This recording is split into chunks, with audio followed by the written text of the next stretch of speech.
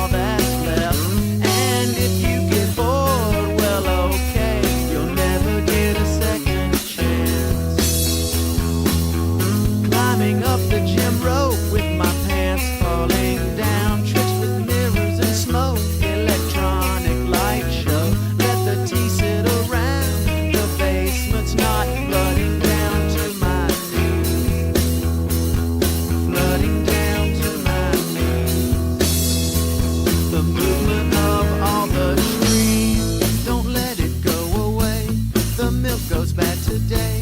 The expiration date is always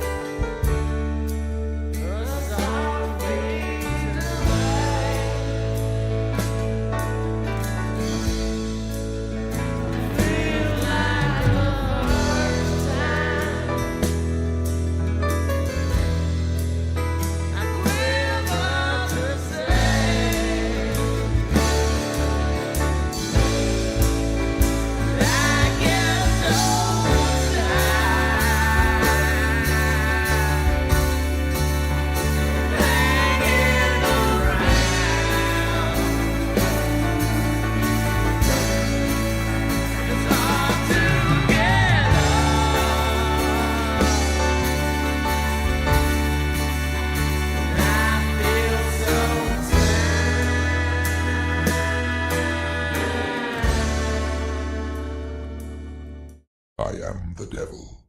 I am the Lord Satan from the netherworld, ruler of the damned and eternal king of hell. Even I, the master of deceit, can only stomach so much bullshit from the mainstream media and indie grifters. That's why I tune in to Morning Extra with Uncle Warren, because he eliminates my competition, and also because I know I'm gonna see that motherfucker soon.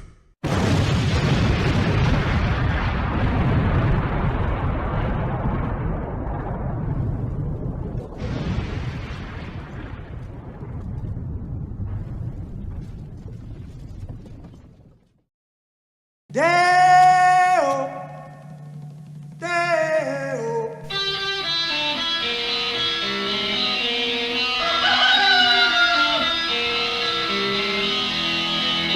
Baby's got a burger and a shooter and that shake it all go down. Baby's got a burger and a shooter and that shake it all go down.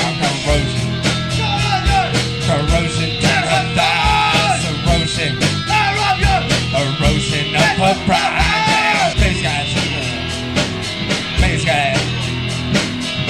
got corrosion now,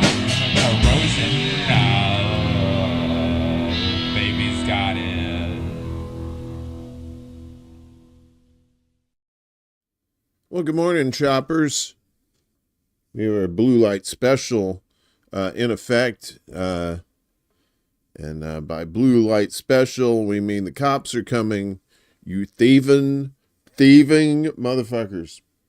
Good afternoon, good morning, wherever you are. Some people are around the world. Some people are here in the U.S. of A. We got a lot of U.S. news today. And I'm not, we got a few Trump stories, so, I didn't want to be clickbaity and put old Trump stuff in the titles there. But, he's back on the scene. It's new stuff, and he's been doing some weird shit. So, we got to report it. So, he is the president of the United States. So we have to do that kind of shit. So I'm not doing this for to be clickbaity or anything, but it is somewhat news. Just telling you up front, how things roll around here. Good morning, Global. Good to see you. We got Chuck's here floating in space. Yes, they do have live news on Earth now. From time to time, it's live. Sometimes it's Memorex. That's an old joke. Some of these kids out here may not know. Just a programming note. We weren't on Wednesday because I was having a little situation with my sinuses. I really just was having fits. Couldn't sleep that much that night.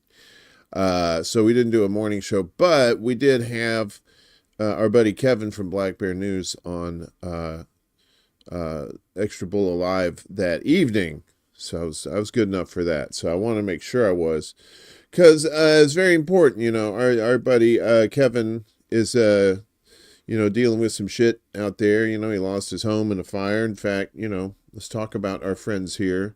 He's got a GoFundMe. If you want to help him out, or if you want to share out the link, either way, it's down below, plus his other donation links, of course. And we got our buddy Chanda, who's dealing with lung cancer too, so she all this costs money, because our government ain't gonna help you, that's for damn sure. So her link's down there below too. Yeah, and again, once again, if you don't have the cash, if you could share out the link, that helps too. It helps out our friends too. So yeah, the fires, we'll get to those shortly, but let's get to all this snow that's going on down south, right? So I grew up on the Gulf Coast, on the Mississippi Gulf Coast, and snow is not our thing down there, but every 10 years or so, we end up getting a dusting. Sometimes we get a little bit more than a dusting, and then it's like they don't have the equipment and stuff to deal with it down there because it's so rare. But is it really rare anymore? Because I think we had there was talk of snow down there last year. Texas got snow, but it wasn't just northern Texas. It was like southern Texas too. So that whole southern thing. So this is from. So of course we get our American news from France.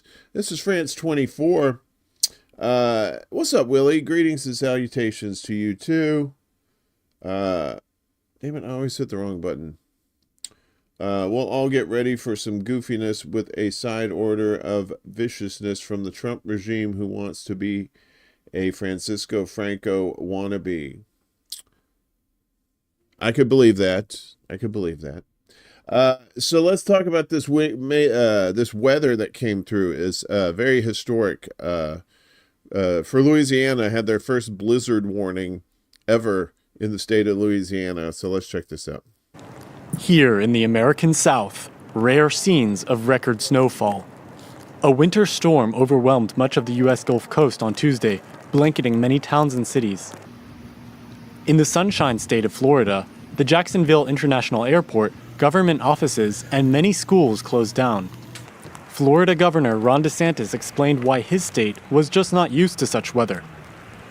We're not necessarily used to walking in a winter wonderland here in Florida. This is atypical weather for our region. Now, our infrastructure is designed differently than states that are used to this. I mean, if this were South Dakota, they would just shrug their shoulders. Particularly affected by the winter storm, the cities of New Orleans and Houston, which closed highways, grounded nearly all flights, and canceled school for more than 1 million students. Damn. After more than a decade without any snowfall, some parts of New Orleans saw 23 centimeters of snow on Tuesday, surpassing a previous snowfall record set in 1963, according to the U.S.'s National Weather Service. Blizzard warnings were issued for several coastal counties for the first time ever near the Texas-Louisiana border. Ahead of the storm, the governors of Georgia, Louisiana, Mississippi, Alabama, and Florida declared states of emergency. But multiple hypothermia deaths have already been reported by officials in Texas and Georgia. Yeah, because they're not used to that shit down there, right? And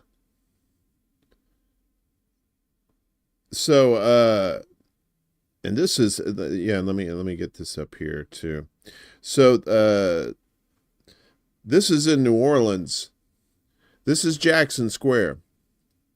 And that guy, yeah, you did conjured the demons. Wait a minute, let's go back. Wait, where was that guy?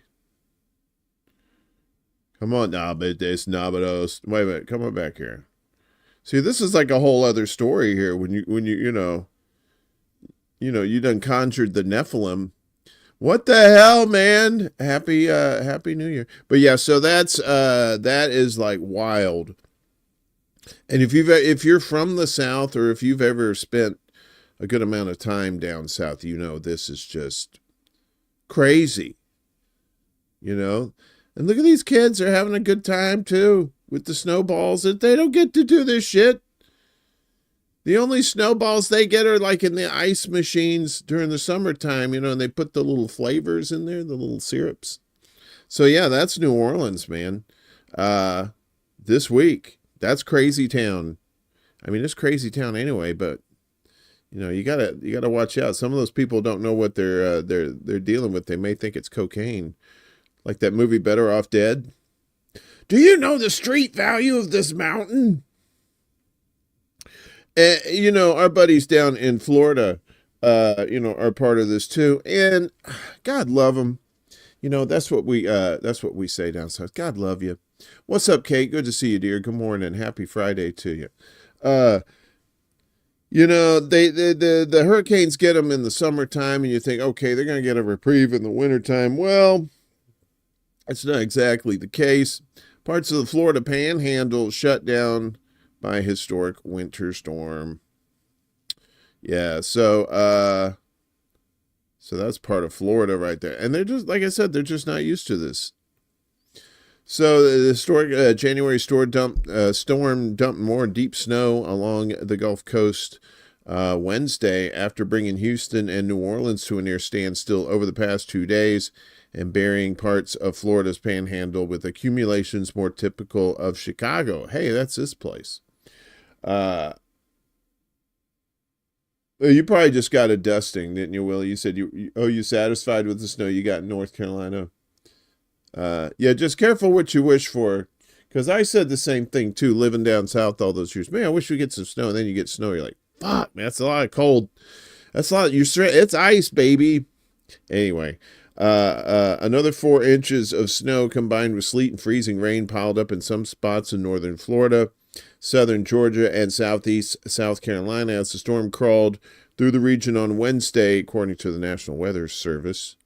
Florida may have already broken its all-time record of snowfall with 9 inches in the western panhandle town of Milton. Hey, I've been to Milton. That's where Krusty's Pizza is. I told a friend about that. I told my buddy Ed about Krusty's Pizza in Milton. Their sign, it looks like somebody's buttocks. They didn't intend that to be. Near Pensacola, according to Frank Pereira, a meteorologist with the National Weather Service's Weather Prediction Center. Before the storm, Milton Mayor Heather Lindsay said she had not seen a snowflake fall in town since 2014. We're taking it in stride, but everything is shut, said Lindsay. The city has no snowplows, and most residents don't even own a snow shovel, she said. But the kids are out using kayaks and inner tubes as sleds, enjoying a snow day, she said. As the precipitation dissipated on Wednesday, frigid air set in and will remain at least until this weekend along the Gulf Coast and the East Coast. The cold is sticking around, Pereira said. Whoa, hello. Tallahassee, Florida's capital city, where temperatures are typically in the 60s in January, was expected to see a low of 4 degrees Fahrenheit. That's negative 15 to you folks across the pond. Hey, what's up, Bella? Good to see you. Doesn't exist. Good to see you as well. That's crazy in Florida. The winter storm had already slammed major Gulf Coast cities such as Houston, where they got 4 inches of snow there. Most of the city has gotten since 1960. And New Orleans, a record 10 inches, giggity, of snow accumulated in some places, turning Bourbon Street white on Tuesday. So Bourbon Street was turned into a white Russian. Is that what you're saying? Justin Daffron, Chief Development Officer at Covenant House in New Orleans, said its shelter was operating at full capacity, but managing to keep up with demand even though snow emergencies are virtually unknown in Louisiana. I think this is different because hurricanes in New Orleans are commonplace and we are unaccustomed to the severe winter weather, he said. Yeah, I mean, it's pretty much a tropical area down there for the most part, especially in the summer. Whoo-wee, holy smokes, the humidity. It took everyone by surprise because for those of us who have had winter weather here before, it was basically a dusting. The storm has killed at least 12 people, including 5 in Zavala County, Texas, early on Tuesday in a car accident on Highway 57. That's according to the Texas Department of Public Safety.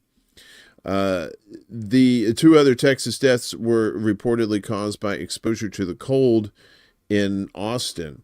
Other cold-related deaths were reported in Alabama and Georgia. Some 20 million people across the region were under winter weather advisories and warnings on Wednesday, warning people about the dangers of frostbite and hypothermia and road travel.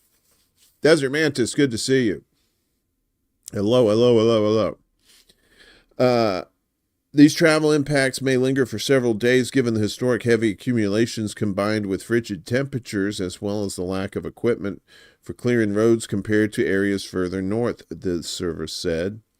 More than 90,000 homes and businesses were without power from Texas east into Georgia and Florida, according to poweroutage.us. Many schools and local government offices were closed, while many highways across the region were slick, covered with snow and ice.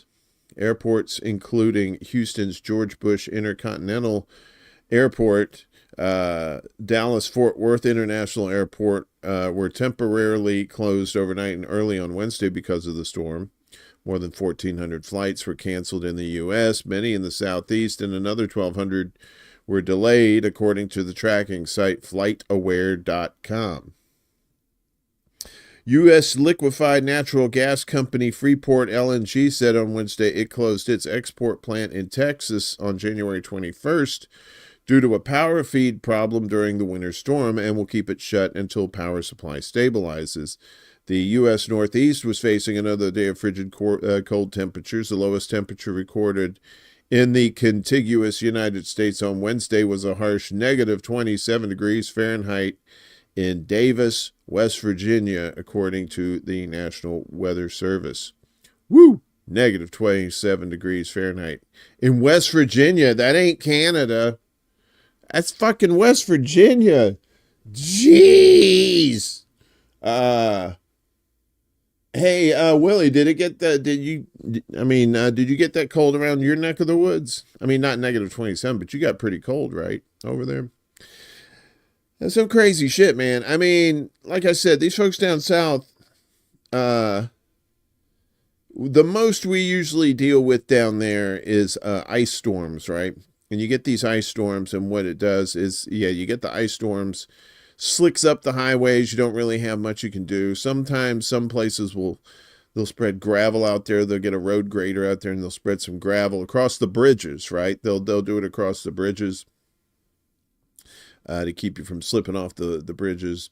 And then the power lines gets the ice accumulates on the power lines, and it gets to the point where it just goes snap and snaps the power lines. So that's that's what happened to Texas a couple of years ago. And they got those ice storms, and just froze them out because they weren't on the national grid. They're on their own grid down there. Crazy weather shit, right? Those Southerners always making fun of the Yankees, like, yeah, we got good weather down here. Hey, you Northerners have to deal with all that weather. And now they're dealing with all that weather. So maybe you shouldn't taunt people. Maybe the weather will bring us together and keep us from being assholes. Probably not. It dropped to the 20s, but bounced back to the 40s. Okay. It's... And like I said, the jet stream's fucked up too. So anyway, let's get to the government shit. Trump's back in, and you knew the fuckery was coming back. What do you mean coming back? It never left, fool. Boosting reform calls. Judge finds FISA Section 702 backdoor searches, giggity, unconstitutional, and quite frankly, very uncomfortable unless you're using a more of a warmer type sensation lube. Better late than never. That's how Electronic Frontier Foundation Surveillance Litigation Director Andrew Crocker and Senior Policy Analyst Matthew Gariglia responded to a federal court ruling unsealed late Tuesday that found warrantless searches conducted under Section 702 of the Foreign Intelligence Surveillance Act, FISA, violate the Fourth Amendment to the U.S. Constitution. Section 702 allows for warrantless spying on non-citizens abroad to acquire foreign intelligence information.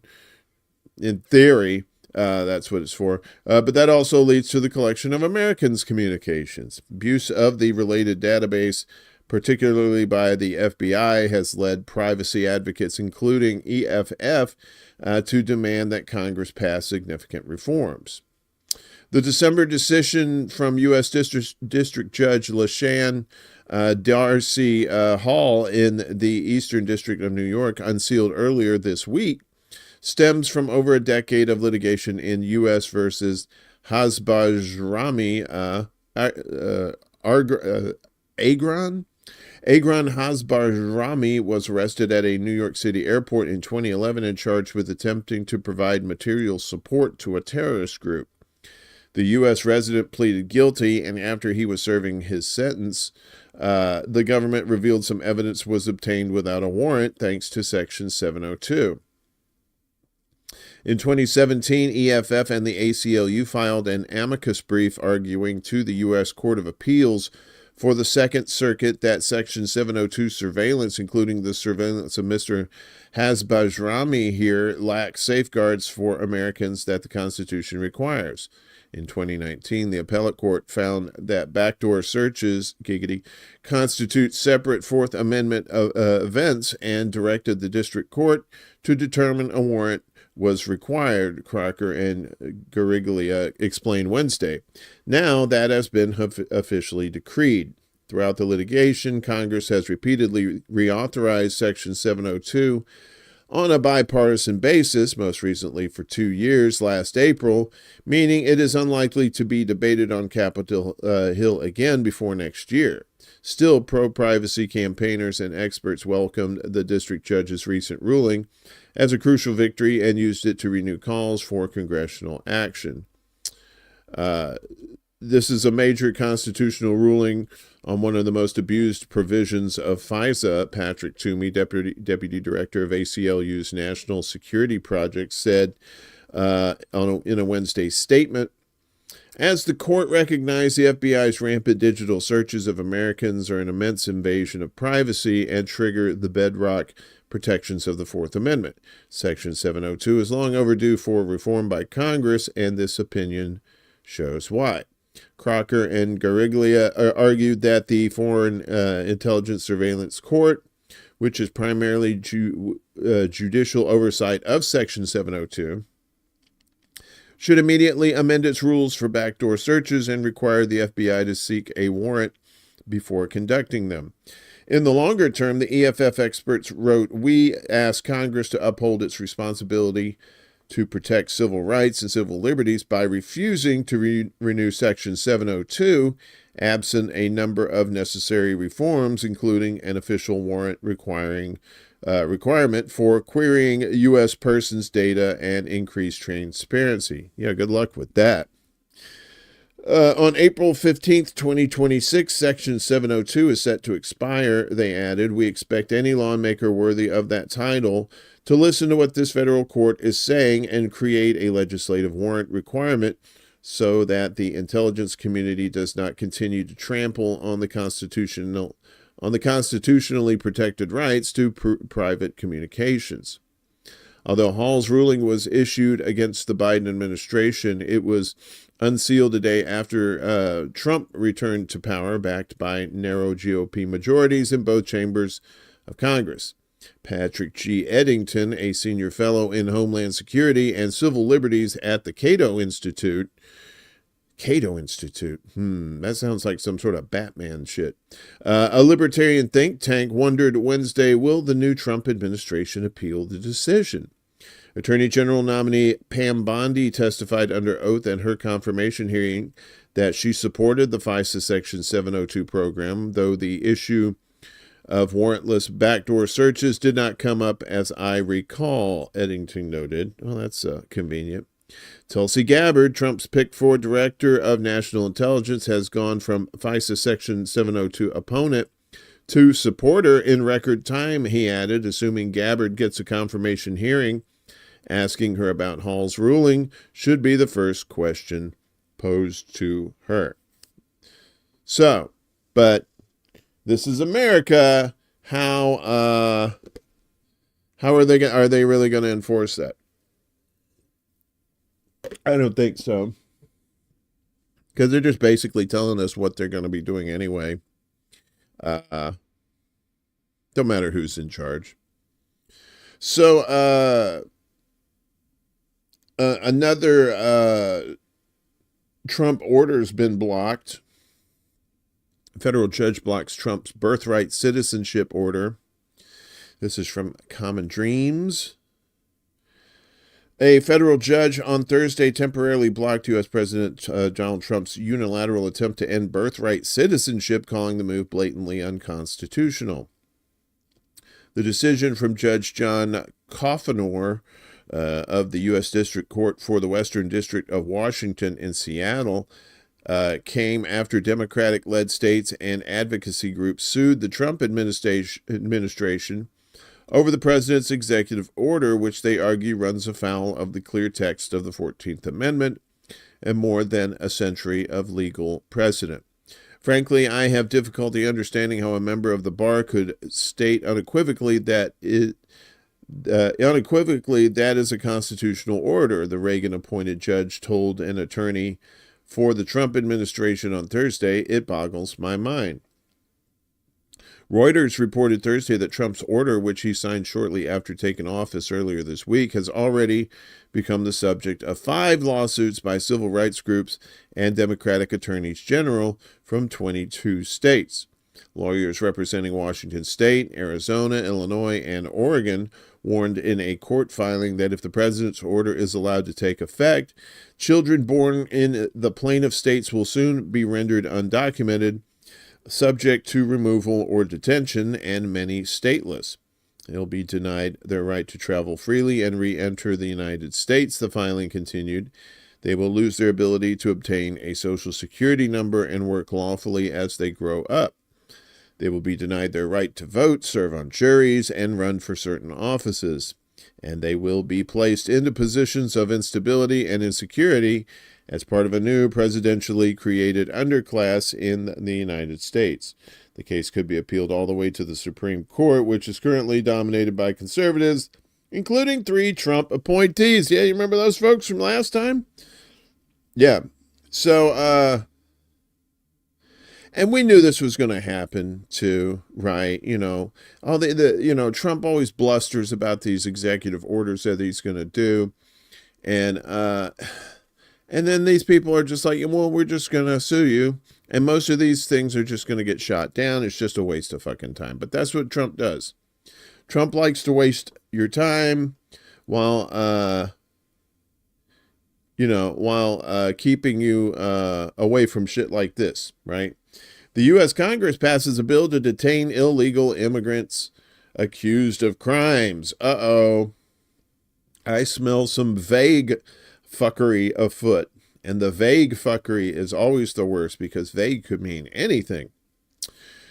The House of Representatives on Wednesday gave final approval to a bill that requires the detention of illegal immigrants who are accused of theft and violent crimes. Theft. The measure was passed by a vote of 263 to 156, with 46 Democrats defying their party leadership and supporting the bill. It marks the first legislation that President Donald Trump can sign as Congress swiftly moved in line with his plans to crack down on illegal immigration. The approval of the bill came a day after the Senate supported the new measure, which will now be sent to Donald Trump's desk for him to sign into law. Passage of the Laken-Riley Act, named after a Georgia nursing student who was murdered last year by a Venezuelan man, shows just how sharply the political debate over immigration has shifted to the right following Trump's election. It's expected to be the first step of his administration to tighten border security and further slow the flow of migrants into the country. The bill would require a massive ramp-up in U.S. immigration and customs enforcement's capabilities, but does not include any new funding. How about that? All talk, no funding, right? Meanwhile, Trumpy's got a new CIA director. It's this guy here. That guy, he looks like somebody. He looks like he's from one of those ABC sitcoms. I don't know. That suit, man, that's a little blue, dude. I don't know. That's like, you don't want like a Kentucky blue suit. Come on. That's a bit much. You're a little loud there. A majority in the U.S. Senate on Thursday backed President Donald Trump's nominee to be director of the CIA, the former National Intelligence Director, John Ratcliffe. You've seen him before, folks, as the National Intelligence Director. Now you'll see him as the director of the CIA. Please welcome John Ratcliffe, folks. The Senate confirmed Ratcliffe with 74 voting for and 25 against, as 20 Democrats and 1 independent joined Republicans in supporting the nomination, right? So you're like, well, how do these people get into office? How could they allow this stuff to happen? You notice these aren't like slim majorities, right? You see Democrats helping out too. And that's exactly what they did last time with all his federal judges too. Anybody who's still sticking up for Democrats saying they're the lesser of two evils is full of shit. Or has some sort of mental damage to their brain that doesn't allow them to retain knowledge. The U.S. Republican-led Senate has begun to confirm Trump's nominees for key positions in his administration, starting with national security. Former Republican Senator Mark Rubio, Mr. Thirsty himself, was confirmed on Monday, the day of Trump's inauguration. On Thursday, Senate leaders scheduled a procedural vote for Pete Hegseth, a former Fox News personality and Trump's pick for Secretary of Defense. Ratcliffe previously served as representative for Texas's 4th Congressional District and held the position of Director of National Intelligence during Trump's first term. He's recognized for his vocal skepticism regarding intelligence agencies and his criticism of investigations into alleged Russian interference in the 2016 election. In his previous role, Ratcliffe was known for supporting Trump's stance on various national security matters and was involved in high-profile controversies over intelligence assessments. During his nomination hearing last week, Ratcliffe declared he is confident the U.S. can counter Russia and China and pledged to look into whether U.S. personnel afflicted by the so-called Havana syndrome, oh, we're bringing that back, a supposed ailment that afflicts diplomats, were targeted by an adversary. Symptoms of the syndrome, first identified among U.S. Embassy staff in Cuba in 2016, include headaches, dizziness, nausea, hearing loss, memory problems, and difficulty concentrating. As I was, maybe I have it. Maybe I have the syndrome. I had a hard time concentrating on that sentence. It's at that Ozempic. They're getting you with the Ozempic. Since then, reports of similar symptoms have surfaced in China, Russia, South America, Australia, and several other countries, with over 1,500 suspected cases recorded worldwide. And remember, there's just as many people who think the Earth is flat, too. If not more. I'm just saying, you know what the real Havana syndrome is? Is when you party all through the night and you don't get dance fever. That is a real syndrome. Excuse me. While the U.S. government has never identified a cause of the alleged condition, a January National Intelligence Council report revealed that 5 intelligence agencies find it very unlikely a foreign adversary was behind the incidents. However, 2 unnamed agencies believe there is a roughly even chance a foreign actor could have targeted U.S. diplomats abroad using a novel weapon. I bet you one of those unnamed agencies starts with a C, ends with an A, middle name I. Moscow has denied outright any claims of connection to the condition, labeling them unsubstantiated media allegations. I would hope they call it poppycock and balderdash. That's what they need to bring those back. Trump's pick for Director of National Intelligence is former Congresswoman Tulsi Gabbard. That's right. Former Democrat who joined the Republican Party last year. She was stationed with the U.S. Army in Iraq and Kuwait in the 2000s and was promoted to Lieutenant Colonel of the National Guard in 2021. She served as the U.S. representative for Hawaii from 2013 to 2021. During her 2020 campaign for the Democratic Party presidential nomination, she represented herself as an anti-war candidate opposing U.S. involvement in Iraq and Syria. But boy, she loves her some FISA 702. Boy, she's like, noms. More FISA section 702, please. Nomins. What's up, Jacqueline? Good to see you. And Mariana, too. What's up? All the home slices are here. That's very nice. So he rolled out a bunch of these executive orders. Let's go ahead and go through these. How his orders will roll out if the courts allow them.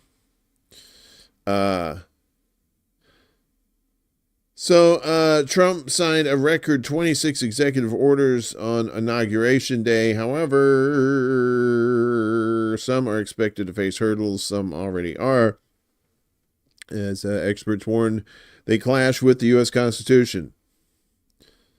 I think that's why he wanted to be president, so he could do all these executive orders just so people would,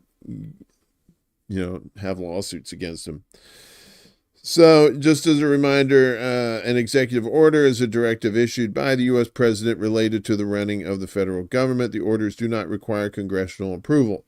And by that, it also means that they're not approved by Congress, which means they're not brought into law. So you could say, I'm going to order that all frogs be painted blue instead of the green color. You could do that, but the next president comes in could just override, because that's what Trump did. Trump overrode some of Biden's vetoes, or some of his executive orders. And then Biden did the same when he came in after Trump. So they're not permanent, right? So, and that's what people were talking about Jill Stein and what she's going to do. Oh, she could do a bunch of executive orders. Yeah, but, you know, you need more than that. You need like actual laws in the books. Yeah, plus you got to catch them too. I'm not doing that. Exactly. I know this means something else, Bella, but I'm using it for the painting the frogs blue. That's balderdash. So how often are they used? Every U.S. president except William Henry Harrison, whose presidential term started in March and ended in April of 1841. He only lasted a month, so he didn't get to do nothing. I bet I know one executive order he would issue for him to not die in a month. That's what I'm saying. So everyone's issued at least one executive order.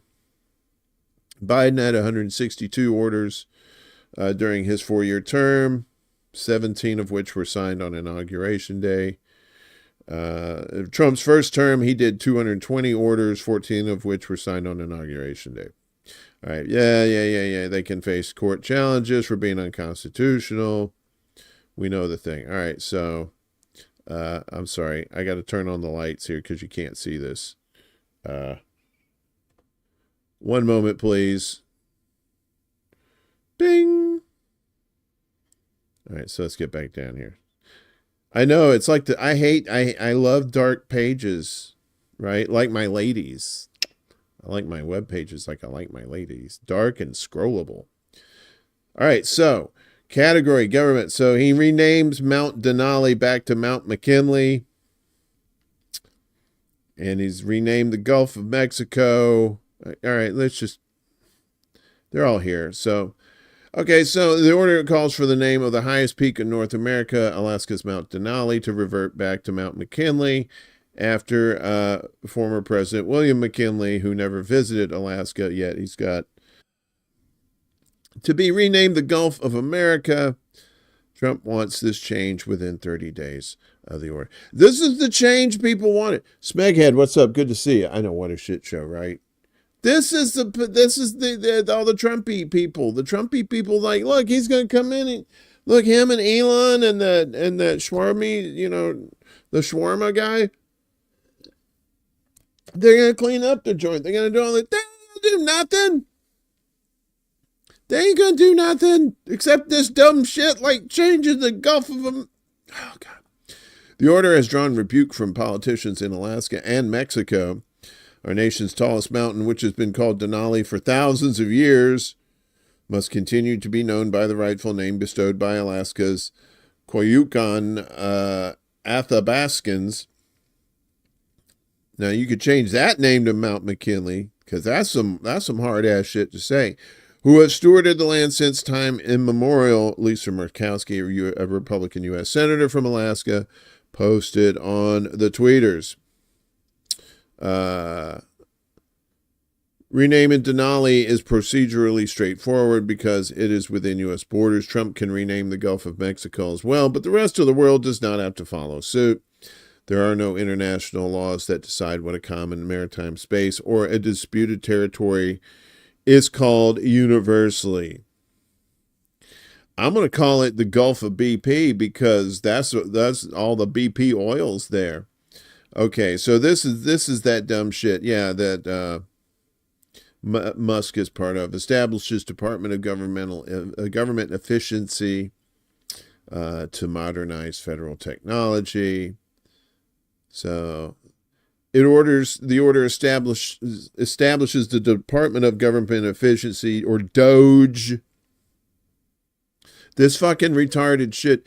An organization within the president's executive office overseen by Tesla and SpaceX CEO Elon Musk. The goal of DOGE is to dismantle government bureaucracy / excess regulations, cut wasteful expenditures, and restructure federal agencies, Trump said. Let's just go through. These are just, okay. So federal reforms, federal hiring to prioritize merit, skills, and constitutional dedication. Constitutional dedication. Within 120 days of the order, leaders of federal agencies will develop a federal hiring plan, amending how federal employees are hired or fired, emphasizing merit-based decision over political considerations. Then he wants to end DEI initiatives in the federal government, recognizes only biological sex in federal policy, which says federal agencies will only recognize two biological sexes, male and female. Whatever. Okay. Designates cartels as foreign terrorist organizations. So I guess the drug cartels are now terrorists. Uh-oh. The war on terror and the war on drugs are combining for the war on Mexico. Here we are.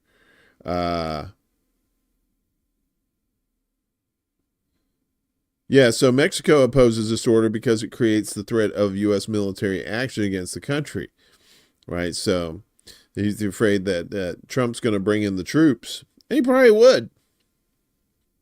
If we end up invading Mexico and Canada, what? Yeah, then that whoever threw the marmot in the Large Hadron Collider, we need to find that fucker. Prioritizes U.S. interests in all foreign policies decisions. That means the U.S. will take priority in foreign policy decisions. Okay, that didn't really explain it. All right, whatever. Strengthens vetting processes to prevent foreign terrorists and threats from entering the U.S. The visa screening process for immigrants will become stricter. Encourages development of Alaska's resources like oil, gas, and minerals. I guess they have those. And they want to promote them some more. Strengthens immigration enforcement. Well, putting troops at the border, I think, is what he wants to do.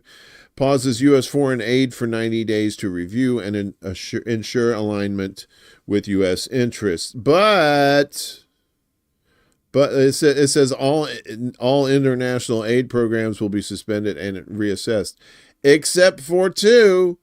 And can you guess which two? I bet you can. One starts with a Ukraine and the other one starts with an Israel. Yeah, they're still going to get theirs. Declares a national energy emergency to improve U.S. energy supplies. The order allows to facilitate the speedy identification, leasing, siting, production, transportation, refining, and generation of U.S. energy resources, including on federal lands. Pretty much what he was doing last time. Restores the death penalty for severe federal crimes. So Biden halted the death penalty, the federal death penalty. He also commuted the death penalty for most people on death row, reducing their sentences to life in prison.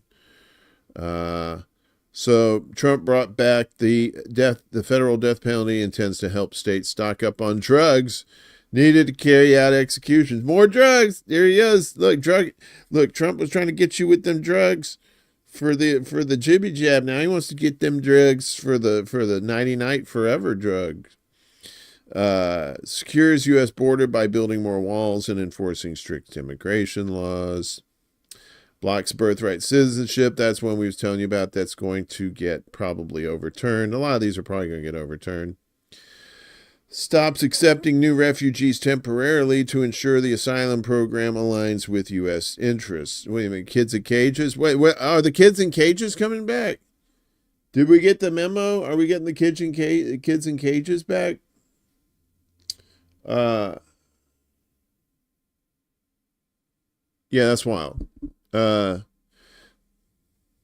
Removes regulations to boost U.S. energy production and eliminates electric vehicle mandate. So this order calls for expanding the energy sector, like eliminating the electric vehicle mandate to promote true consumer choice.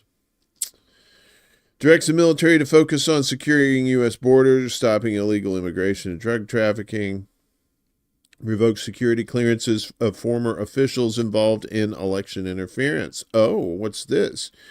This order removes the security clearances of 51 former intelligence officials who signed a letter in 2020 saying news reports of Biden's son, Hunter Biden, leaving his laptop at a repair shop and having its data mined and shared was part of a Russian misinformation campaign. Priorities, folks, priorities. Yeah, but then how are they going to control you? That's why when you say, why is it this legal? Why is it this legal? Why can't we do this? Just think of all that stuff, and the one answer is, well, then if they let you do all that shit, then they wouldn't be able to control you. They want to control you. Makes it easier to remove federal workers in policy roles if they perform poorly or act against policies. This order claims it's about greater accountability and transparency for the federal officials who shape policy decisions, but it would also take away job protections and, in theory, allow the administration to fire employees who don't agree with its policies. Ooh. This one, okay, we'll get to that one. I think we got that. Is that one coming up? Yeah. Okay, so yeah, from U.S. withdraws from the World Health Organization. We'll talk about that in a second. Pauses enforcement of a ban on TikTok for 75 days to review security concerns. Popular social media app TikTok, owned by the Chinese company ByteDance, was banned in the U.S. on Sunday through a federal law upheld by the Supreme Court. This order suspends this law for 75 days or until somebody, tries to overturn that. So, revokes previous executive orders and actions considered harmful. So it overturned 78 executive orders made during the Biden administration. It didn't say which ones. Stops federal censorship of speech online. The order says it seeks to ensure that federal officials do not infringe on the right to free speech. The right is guaranteed by the First Amendment of the U.S. Constitution. Okay, and then stops using federal agencies to target political opponents. Essentially, the order empowers the Attorney General to scrutinize all government departments to identify instances when agencies were used to target Trump and his allies over the past 4 years, and withdraws U.S. from the Paris Agreement and other international climate commitments, which he did last time as well. So those are all his things. And now we're going to talk about this. As the UN confirms the U.S. will leave the World Health Organization in 2026. So the U.S. is set to officially withdraw from the WHO.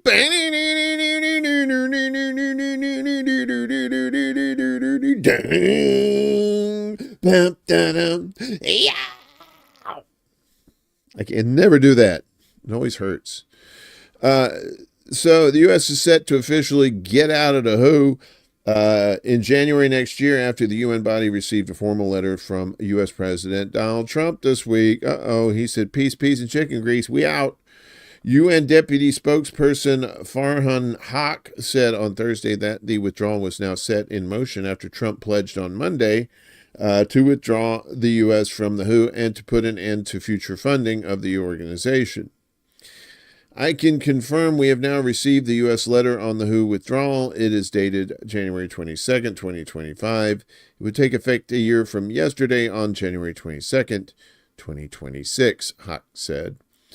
Trump also ordered Secretary of State Marco Rubio, that is just so weird to say, and the director of the U.S. government's Office of Management and Budget to pause the future transfer of any U.S. government funds, supports, or resources to the WHO. Washington has recalled all U.S. government personnel working with the WHO and ordered them to cease participating in negotiations on a WHO-led global treaty on dealing with pandemics. With the departure of the U.S., the WHO will lose its most important financial backer.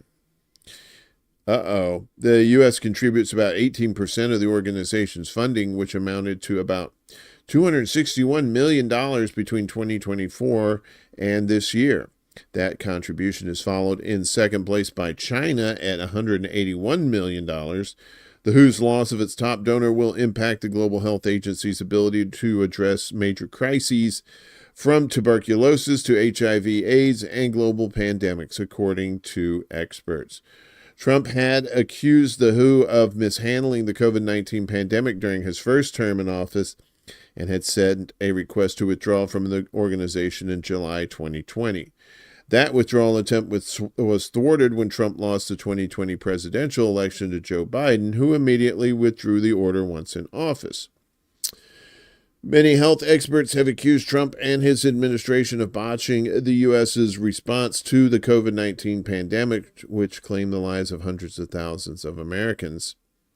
You ever notice, too, like with Trump now, it's not blonde anymore. He's letting the gray in. So all that is gray now. He's not blonde anymore. On Tuesday, the WHO issued a statement saying it regretted the announced departure of the U.S. and pointed out that its work plays a crucial role in protecting the health and security of the world's people, including Americans. We hope the United States will reconsider, and we look forward to engaging in constructive dialogue to maintain the partnership between the U.S. and WHO for the benefit of the health and well-being of millions of people around the globe, the WHO said. The U.S. joined the WHO in 1948 through joint resolutions from both congressional houses, which leaves a question mark over whether Trump can unilaterally pull U.S. membership without congressional approval, according to Gene Galbraith, a professor at the University of Pennsylvania Law School. Trump's Republican Party controls both the U.S. Senate and House of Representatives, but the withdrawal could still be challenged in court, according to legal experts. Trump made a unilateral decision to pull out of WHO, but we joined WHO in 1948 by an act of Congress. Trump needs Congress's approval to withdraw. Lawrence Gostin, director of the O'Neill Institute for National and Global Health Law at Georgetown University, wrote on social media. His decision is too catastrophic to be made without Congress and the courts. As director of a WHO center, I am considering a lawsuit, Gostin said.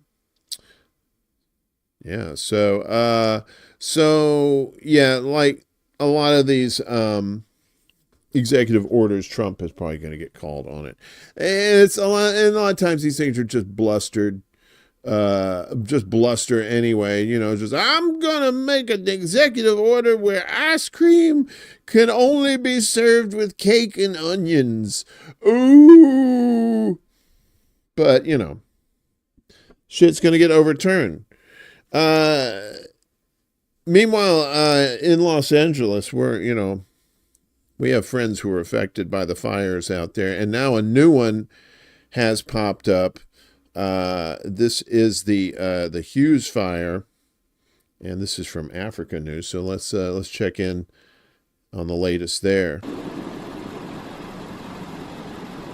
Firefighters fought to maintain the upper hand on a huge and rapidly moving wildfire that swept through rugged mountains north of Los Angeles and resulted in more than 50,000 people being put under evacuation orders or warnings.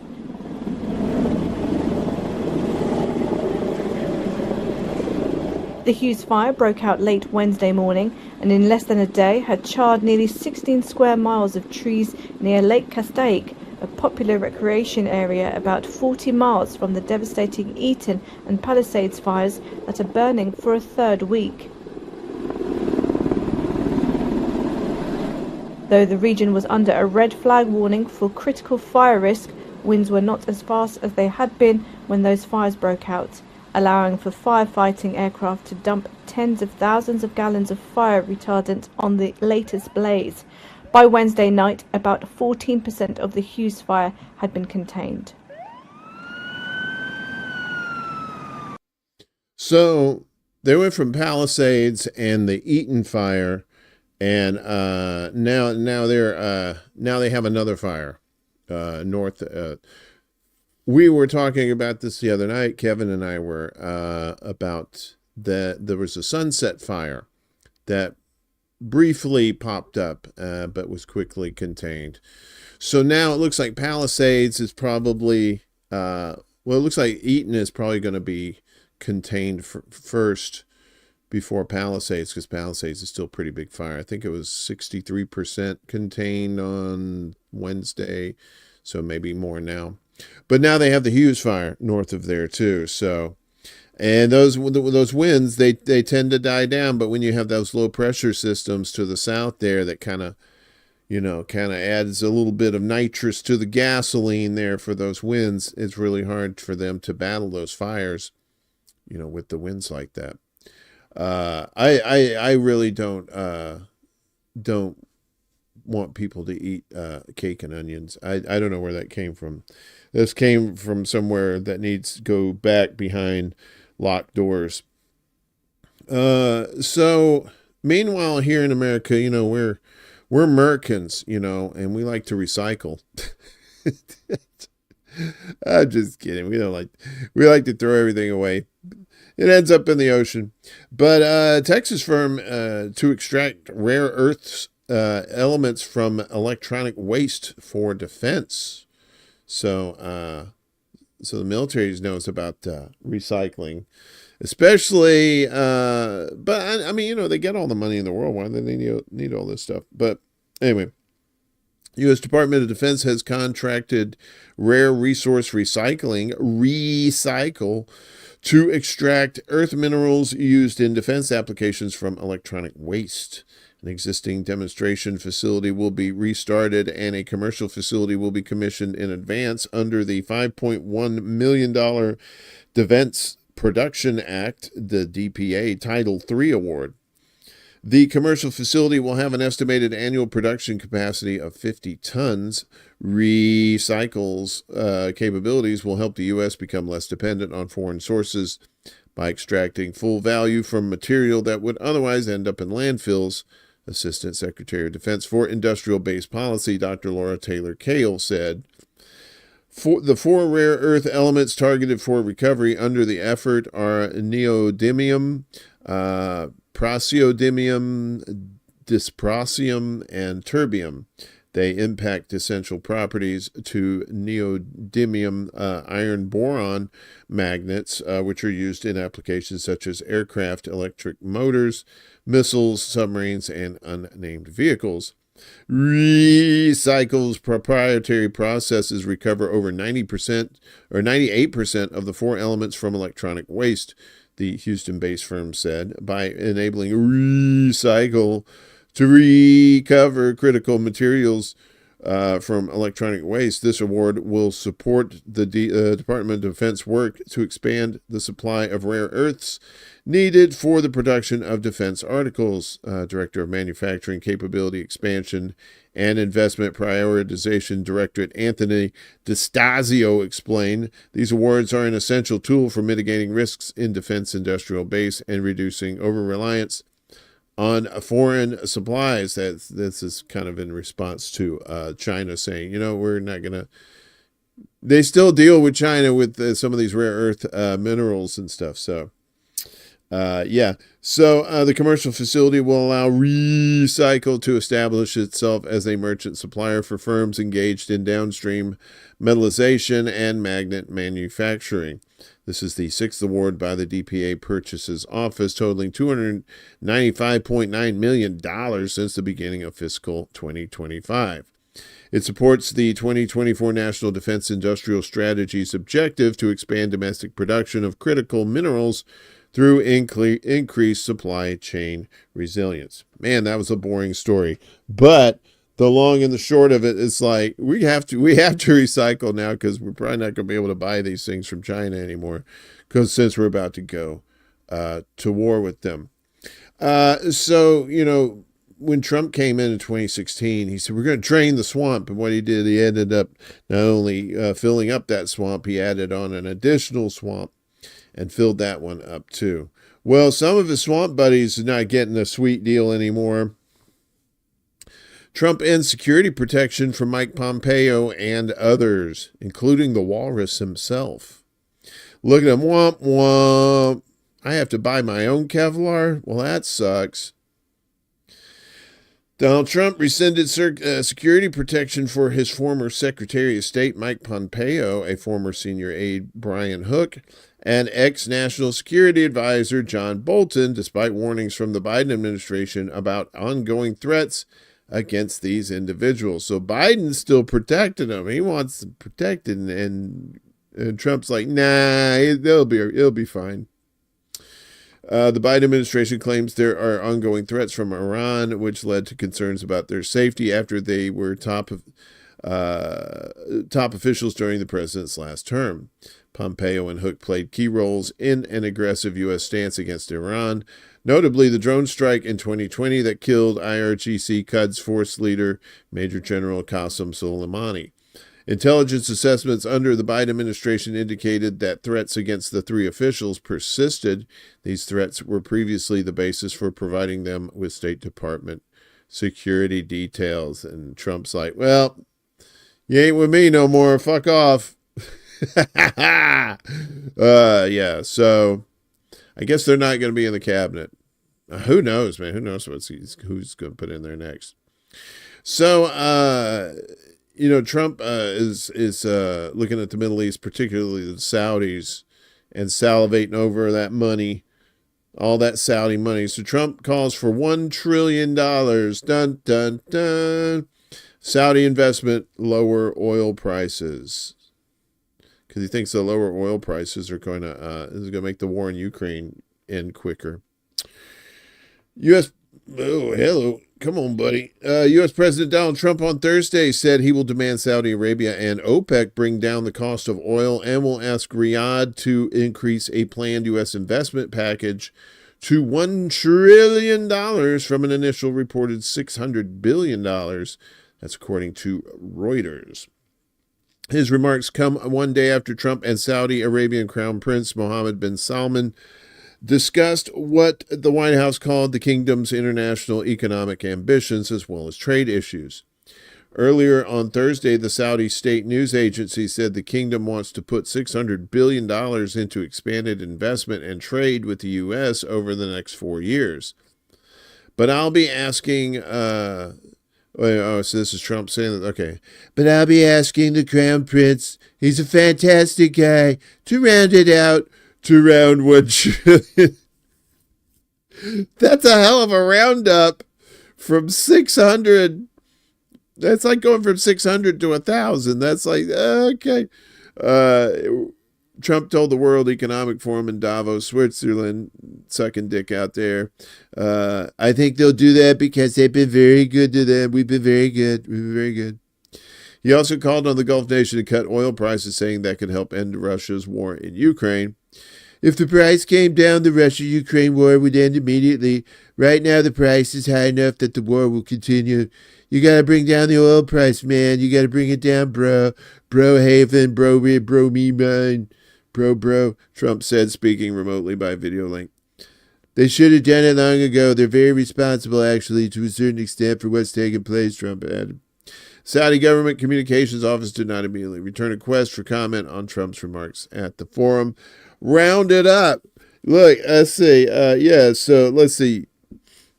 So you owe me $15. Why don't we round that up to 100 and we'll call it even? These people, I swear to God, man, we went from clown college to clown world. So, the U.S. Private contractors, they got to get in the mix in Gaza. They've been there, but now U.S. private security contractors will operate checkpoints in Gaza, or at least one checkpoint. It's Dave DeCamp over at antiwar.com. Be sure you're checking them out over there. Armed U.S. private security contractors will begin operating a checkpoint in Gaza in the coming days, according to Axios, citing Israeli officials. The report said the U.S. contractors will be deployed to Gaza as part of a multinational group that's been established by the Gaza ceasefire deal and is backed by the U.S., Qatar, and Egypt. Initially, the deployment will involve two private American companies, Safe Reach Solutions and UG Solutions, which employ U.S. military veterans. The third company is an Egyptian firm that's backed by Egyptian intelligence. The contractors will operate a checkpoint at the Netzarim corridor, a strip of land just south of Gaza City, where the Israeli military has demolished nearly every building in sight and established military bases. As part of the hostage deal, Hamas wanted Palestinians forcibly displaced from northern Gaza to be able to pass freely through the corridor.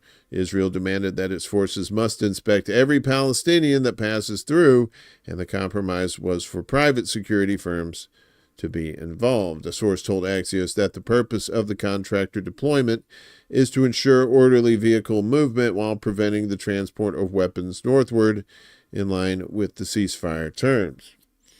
In recent months, the Israeli military had worked to almost completely destroy the northern Gaza cities of Beit Lahia, Beit Hanun, and Jabalia as part of an ethnic cleansing campaign known as the General's Plan.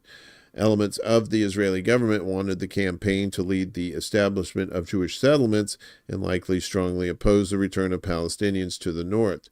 The contractors are expected only to be in Gaza until the end of the first phase of the ceasefire deal, which involves a 42-day truce. Israeli officials are threatening to restart the genocidal war after the first phase of the deal. So, Google apparently has sold AI tools to the IDF after 2003 when Hamas attacked. So Google has worked with the Israeli military since the early weeks of the Gaza war, competing with rival Amazon to provide artificial intelligence services, according to company documents obtained by the Washington Post. The report published on Tuesday said Google employees became directly involved in providing the Israeli Defense Forces with access to AI tools soon after the October 2023 Hamas attack on Israel. A few weeks into the war, a Google Cloud Division employee escalated the IDF's request for access to AI technology, despite the U.S. company's public efforts to distance itself from Israel's military operations, WAPO said, citing internal documents. Another document revealed that an employee warned that if Google failed to provide access, the IDF might turn to Amazon for cloud computing services. In a document dated November 2023, an employee reportedly thanked a colleague for handling the IDF's request. Months later, additional requests for access to AI tools for the IDF were made by Google employees, according to documents. Last year, Google fired more than 50 workers who protested against Project Nimbus, a $1.2 billion cloud computing contract that Google and Amazon signed with the Israeli government in 2021. As part of the deal, the rival firms built data centers in Israel and committed to supplying cloud software and storage services to various government departments.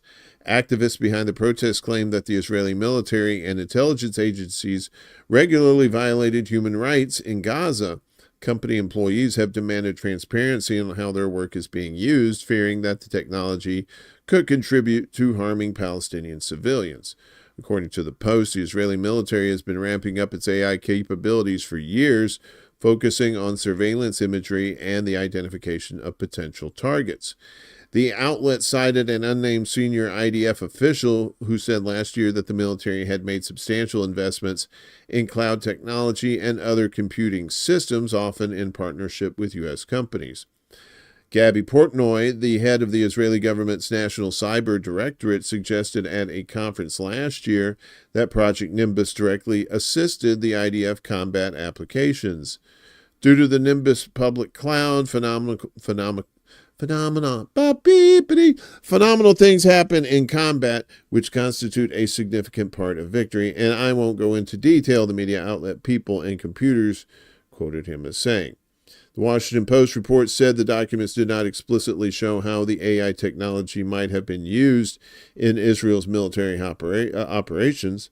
However, the outlet noted that the most recent November 2024 documents indicated that Google had continued to provide AI technology to the IDF at a time of increased airstrikes on Gaza, potentially affecting the civilian death toll.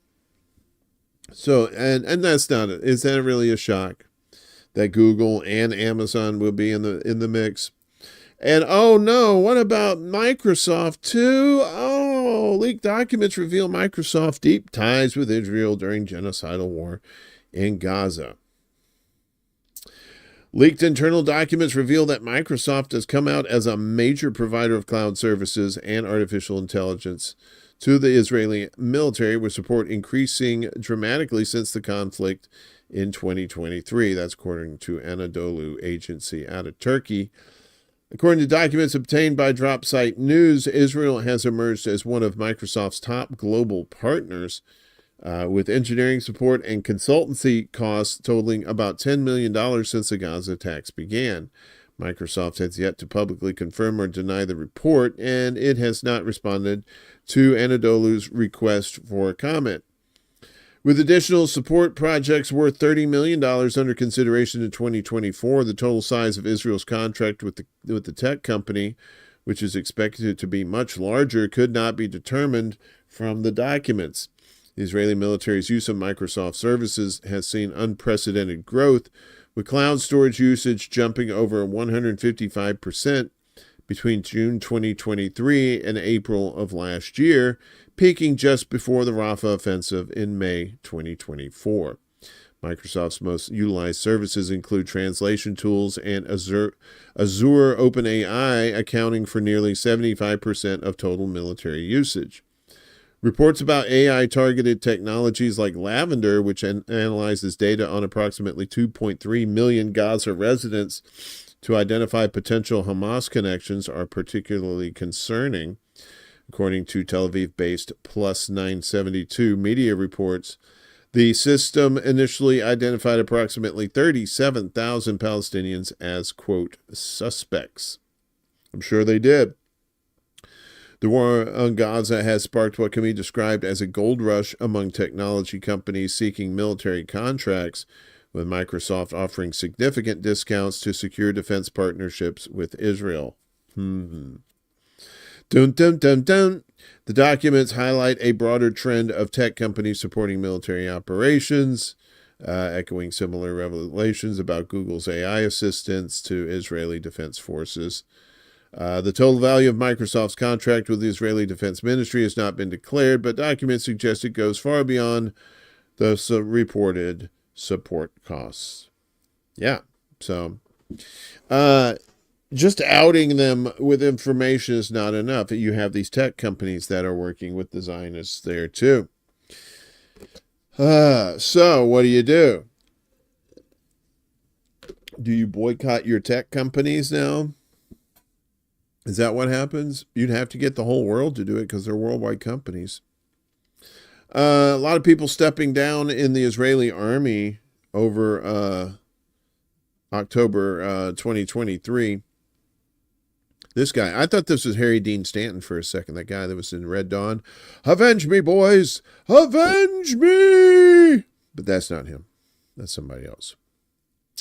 Israel's Yedioth Ahronoth newspaper has listed the most prominent figures to resign from the Israeli army over the October 7th, 2023 Hamas cross-border attack. The newspaper indicated that the most prominent figures to resign are Chief of Staff Herzi Halevi, Commander of the Southern Region Yaron Finkelman, Commander of the Gaza Division Avi Rosenfeld, Head of the Military Intelligence Division Aharon Haliva, Commander of the Intelligence Unit 8200. Ooh, that's one of their spy units there, Yossi Sariel, and Commander of the Northern Brigade in the Gaza Strip, Chaim Cohen. The paper claimed that Halevi took over as Chief of Staff of the Israeli Army at a turbulent time and was appointed by a transitional government. He took office at a time when the Chief of Staff was clashing with the political echelon and in the midst of the judicial overhaul controversy that shook Israeli society and created serious divisions. It noted that the army had failed miserably in confronting the Hamas surprise attack, but claimed that under his leadership, the army recovered and succeeded after more than a year of continuous war in 7 different arenas, including in Gaza and Lebanon. Why do you not work when I need you to work, science? So, they have that ceasefire. Israel has a ceasefire with Lebanon. A ceasefire. But Israel is fucking things up again because Israel wants to extend troops' stay in Lebanon another 30 days. We love this Airbnb. It's right next to the beach. We love it. Can we stay another 30 days, please? That's not how it went down, but that's... Yeah. Just one day after Israel's foreign minister was saying they are committed to the ceasefire in Lebanon, multiple media reports say that Israel is now seeking an additional 30 days to keep troops in Lebanon beyond the 60-day deadline for the pullout currently in place. The 60-day deadline is extremely close at this point and will be in effect overnight Sunday into Monday. Israel has withdrawn from only a handful of villages which they had more or less totally destroyed. They remain in scores of towns and villages, including some they first invaded after the ceasefire began. You're not supposed to invade stuff after ceasefire begins. The U.S. guaranteed that Israel would meet that deadline. But it's fairly obvious at this point that they will not. In the course of not actually leaving Lebanon, Israel is claiming they don't believe Hezbollah is withdrawing fast enough. Since the U.S. has entirely publicly ignored Israel's many hundreds of ceasefire violations and continues to pretend to be upbeat about a pullout that isn't happening, it seems likely that the U.S. will take the Israeli claim of Hezbollah not being fast enough and run with it. Hezbollah has largely not responded to Israeli attacks, which targeted them as well as civilian bystanders. They've repeatedly warned that their patience was limited and would last just the 60 days of the ceasefire. Yesterday, they warned against Israel staying in Lebanon past the deadline, noting it would be a flagrant violation of the agreement and an infringement on Lebanese sovereignty. Israeli ambassador to the U.S., Michael Herzog, said they are negotiating with the Trump administration on remaining in Lebanon past the deadline. There are early reports that President Trump is reluctant to endorse the extension of the deadline, though Israel is lobbying hard on that point. There are also reports of intensive talks between Israel, Lebanon, and France about the idea of extending the ceasefire. An extension of a ceasefire doesn't immediately sound negative, but during the ceasefire, Israel never really actually ceased fire. This extension then is likely to be just an extension of Israel's occupation of southern Lebanon and an extension of them forbidding villagers to return to the homes Israeli troops are actively destroying. So this is from Jason Ditz, also over there at antiwar.com. So they've already had the first phase where they released 3 Israeli captives, and I think 90 Palestinian prisoners were detained. So now it's going to be on to the second phase, I think coming up this weekend. Come on. Preparations for the continuation of the scheduled prisoner exchange process on Saturday are currently underway. According to the agreement with Israel, a commander in the Palestinian resistance told Al Mayadeen yesterday, Hamas will release 4 Israeli female captives who may include civilians and soldiers in exchange for Israel freeing a number of Palestinian prisoners and detainees. According to the source, if Hamas hands over 3 female soldiers, Israel will free 90 life-sentenced prisoners.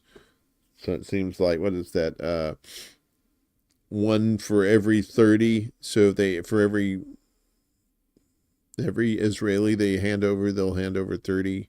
That's what the math says. I don't know. Commander noted that the majority of the released prisoners will be deported outside Palestine and distributed to several countries. In the first prisoner exchange after the implementation of the ceasefire agreement, Hamas released 3 Israeli female captives, and in return, Israel freed 90 Palestinian prisoners and detainees on January 20th. According to the Palestinian Commission of Detainees and Ex-Detainees Affairs and the Palestinian Prisoner Society, the first batch included 69 women and 21 children, among them 76 from the occupied West Bank and 14 from occupied Al-Quds.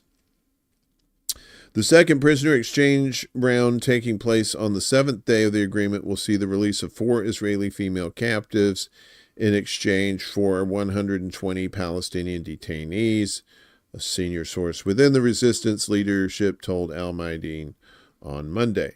Separately, the Islamic resistance movement, Hamas, announced that the second phase of the prisoner exchange will take place as scheduled tomorrow, January 25th.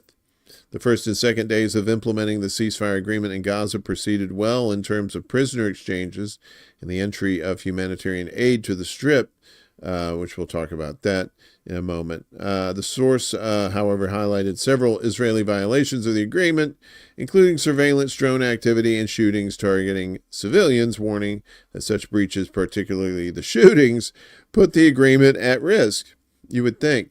In the same context, the source confirmed to Al-Mayadeen that the Qatari and Egyptian mediators who are coordinating with Hamas, the Americans, and the Israelis to ensure the agreement is upheld are closely monitoring the situation.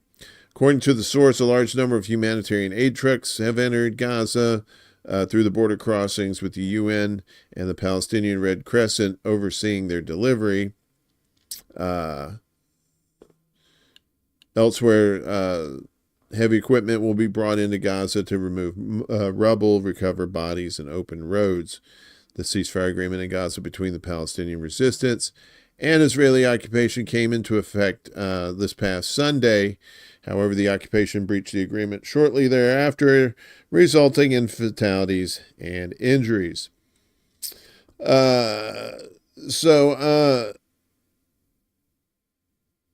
Yeah, so let me see if we can get to the, here we go. So then we're going to get into the aid trucks coming in. So hundreds of aid trucks enter Gaza as Hamas steps up internal security. What's up, Game.Film? Good to see you, buddy. Hope you're doing well, my friend. Around 1,000 trucks loaded with humanitarian aid have entered Gaza over the past 2 days as the Strip's interior ministry forces ramp up security across the enclave. Around 200 trucks, including 20 loaded with fuel, entered Gaza on January 23rd. That was yesterday, via the Kerem Shalom and Al-Ajah border crossings.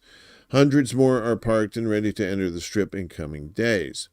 Gaza's security forces have been overseeing the entry of trucks, a crucial part of the ceasefire agreement that went into effect on Sunday. According to the UN Office for the Coordination of Humanitarian Affairs, that's OCHA, 808 aid trucks entered the Gaza Strip January 22nd. 900 trucks entered the Strip one day before, on the 21st. In the last 3 days, about 2,400 humanitarian aid trucks have been granted entry into Gaza. The UN said on Tuesday there had been no reports of aid convoys being robbed. The Hamas-affiliated Interior Ministry launched a security operation against aid-looting gangs who consistently stole shipments under the Israeli army's nose throughout the war. It was probably the IDF stealing it themselves. 10 gang members were injured in clashes with Gaza security forces on Thursday. Members of these gangs blocked the road through which aid trucks passed to Gaza and tried to steal them, but the security campaign prevented them from doing so. The security campaign is still ongoing, said sources cited by Palestinian media outlet SHMS news agency. Israel's siege since the war began prevented sufficient amounts of aid from entering Gaza, creating a severe humanitarian crisis and allowing famine to erupt across the Strip. Tel Aviv's forces permitted gangs to loot aid trucks and barred humanitarian convoys from taking safer routes to avoid the bandits, as admitted by Israeli media. As part of the ceasefire agreement, which Israel has already violated by shooting at civilians, a minimum of 600 trucks are meant to enter Gaza per day. The ceasefire went into effect on Sunday. 3 Israeli captives, and we already told you about their releases. The next 6 weeks are meant to see the release of 2,000 Palestinians. Israel will discharge 30 to 50 prisoners for each captive released by Hamas. The first phase of the deal is supposed to see the release of 33 Israeli captives being held in Gaza. Negotiation for the second phase begins 16 days into phase 1. So there's that. At least the aid trucks are getting in. And that's really fucked up, too, that under Israeli looking over, getting the aid in there and stuff, that seeing all these bandits were stealing all this stuff and Israel was letting them. It's kind of funny how that worked out, and now they're not. And the Palestinian Authority is really no different than the IDF when it comes to how they treat the Palestinians. As the PA detains and tortures Palestinians in Jenin as Israel continues deadly assault there.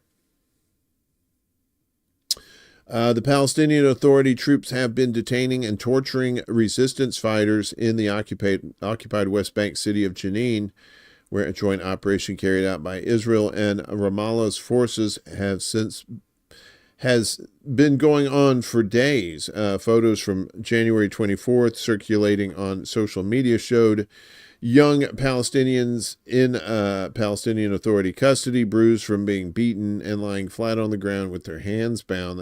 That's these pictures right here. This gentleman here. What's this say? Earlier today, the PA security forces in Jenin arrest the wanted man, Musab al-Damj, and torture him.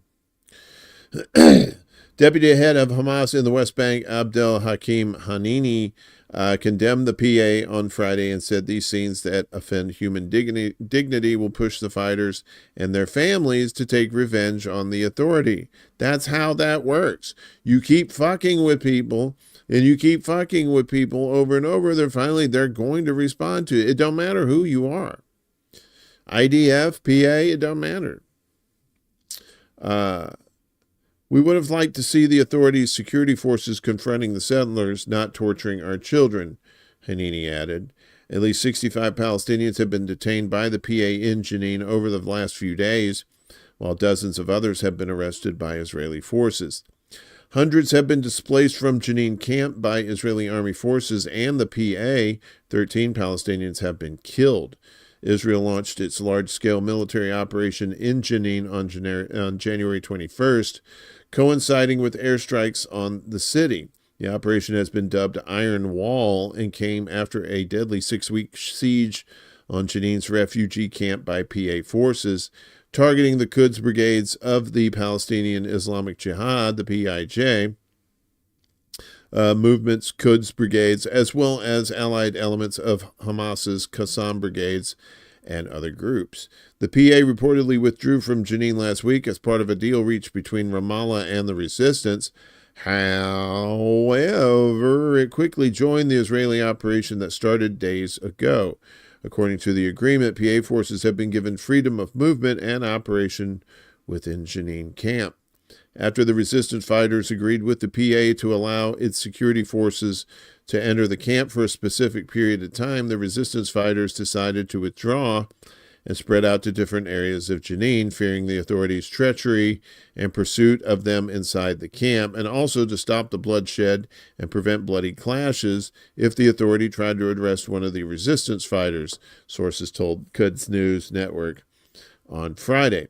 The PA security leadership deluded its elements into believing that an agreement had been reached with the resistance fighters and sought to prevent PA elements from leaking information to the resistance. However, with the start of the military operation by the occupation army, decisions were made that the PA must monitor the villages and towns of Jenin, including medical centers, the outskirts of villages, abandoned houses, mosques, and the homes of liberated prisoners.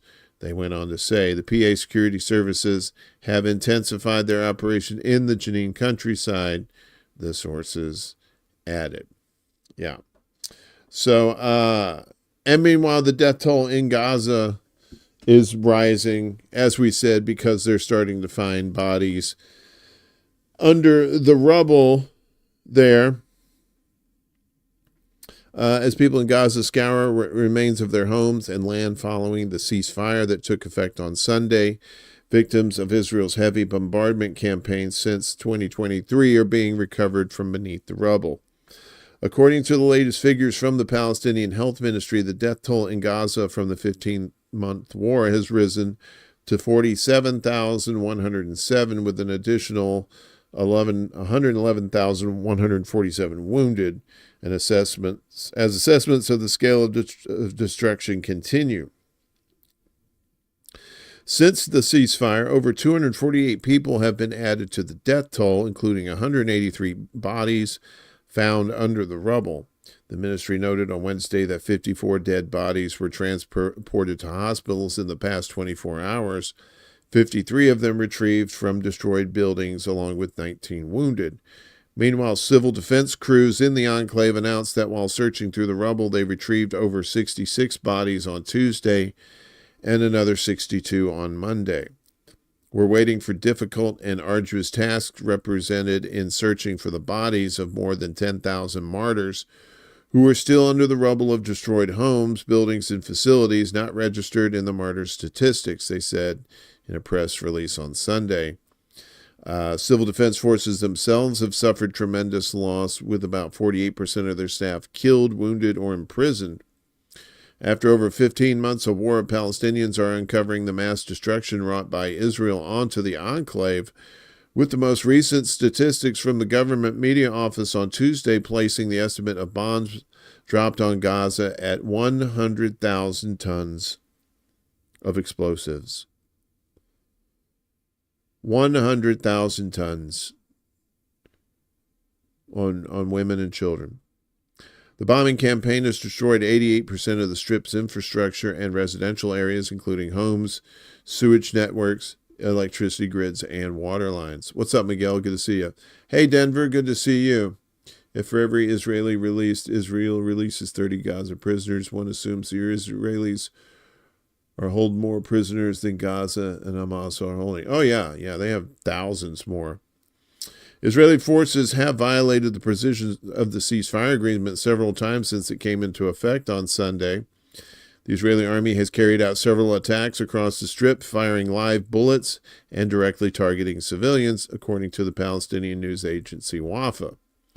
Reports have also emerged of booby traps being placed in houses and other infrastructure just hours before the truce began, including one instance of a home in northern Gaza that left several people wounded. WAFA correspondents confirmed on Sunday that 10 Palestinians were admitted to Al-Ali Hospital in Gaza City after being injured by unexploded ordnance left behind by Israeli forces near the Jabalia refugee camp in northern Gaza. The Israeli army has completely destroyed 161,600 housing units, rendered 81,000 homes uninhabitable, and partially destroyed 194,000 others, according to the latest government office assessments. Around 216 government headquarters and 42 sports facilities were also damaged during Israel's 15-month bombardment. The educational sector has been severely impacted, with 137 schools and universities completely destroyed and 357 partially demolished. Religious infrastructure in the enclave was also targeted, with 3 churches and over 832 mosques destroyed. Additionally, 206 archaeological and heritage sites were wrecked during Israel's shelling campaign.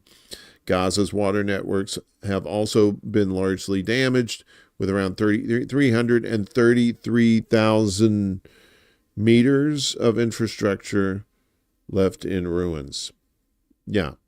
So, and we reported too that it's going to be hella expensive, at least $10 billion, if not more. And not in American terms, it's not a lot of money, but for them, that's might as well be $1 trillion. So Trumpy gets in the office and he basically tells Cuba, oh, look, I hope you enjoyed not being on the terrorist list for the last few days. But guess what? You're back on it. And then people start laughing. And then they say, oh, yeah, Yemen, you too. Ansarallah condemns Trump's decision to blacklist it as a terrorist organization. The political bureau of Yemen's Ansarallah movement has condemned the U.S. decision to blacklist them as a terrorist organization. In a statement, the movement yesterday described it as a desperate attempt to dissuade Yemen from continuing to support the just cause of Palestinians. And they've been helping stop shipments going to Israel. And in return, the UK, the United States, and Israel are pounding them with bombs. The movement said the unjust decision also aims to support further the Zionist entity's crimes against the Palestinian people and increase the suffering of the Palestinian people. Ansarullah accused the U.S. of blatant hostility towards the Yemeni people. The statement said the U.S. history is strained by terrorism, and it is not well placed to classify others as terrorists. Ansarullah also warned of the consequences of the decision on the economic and humanitarian affairs in Yemen and peace efforts that have reached an advanced stage. Earlier on Thursday, Nasser al-Din Amr, the deputy head of Ansarullah's press service, said that the United States' recent classification of Ansarullah as a terrorist organization will ultimately fail, just like their attempts to confront the group at sea, which have ended in defeat. Sting. Being included on the U.S. list of allies would have posed greater risks and been far more provocative than being labeled as a terrorist organization, he said. Amr added that the U.S. is directing its actions against the people of Yemen due to their support of Gaza, emphasizing that this recognition is a great honor for Yemenis and integral to their ongoing struggle. The movement had already clarified that it does not have any investment, bank accounts, or businesses in the United States and that its members do not travel to the country. Iran condemns blacklisting as unjust, baseless. Separately, Iran's foreign ministry spokesman also condemned the U.S. decision.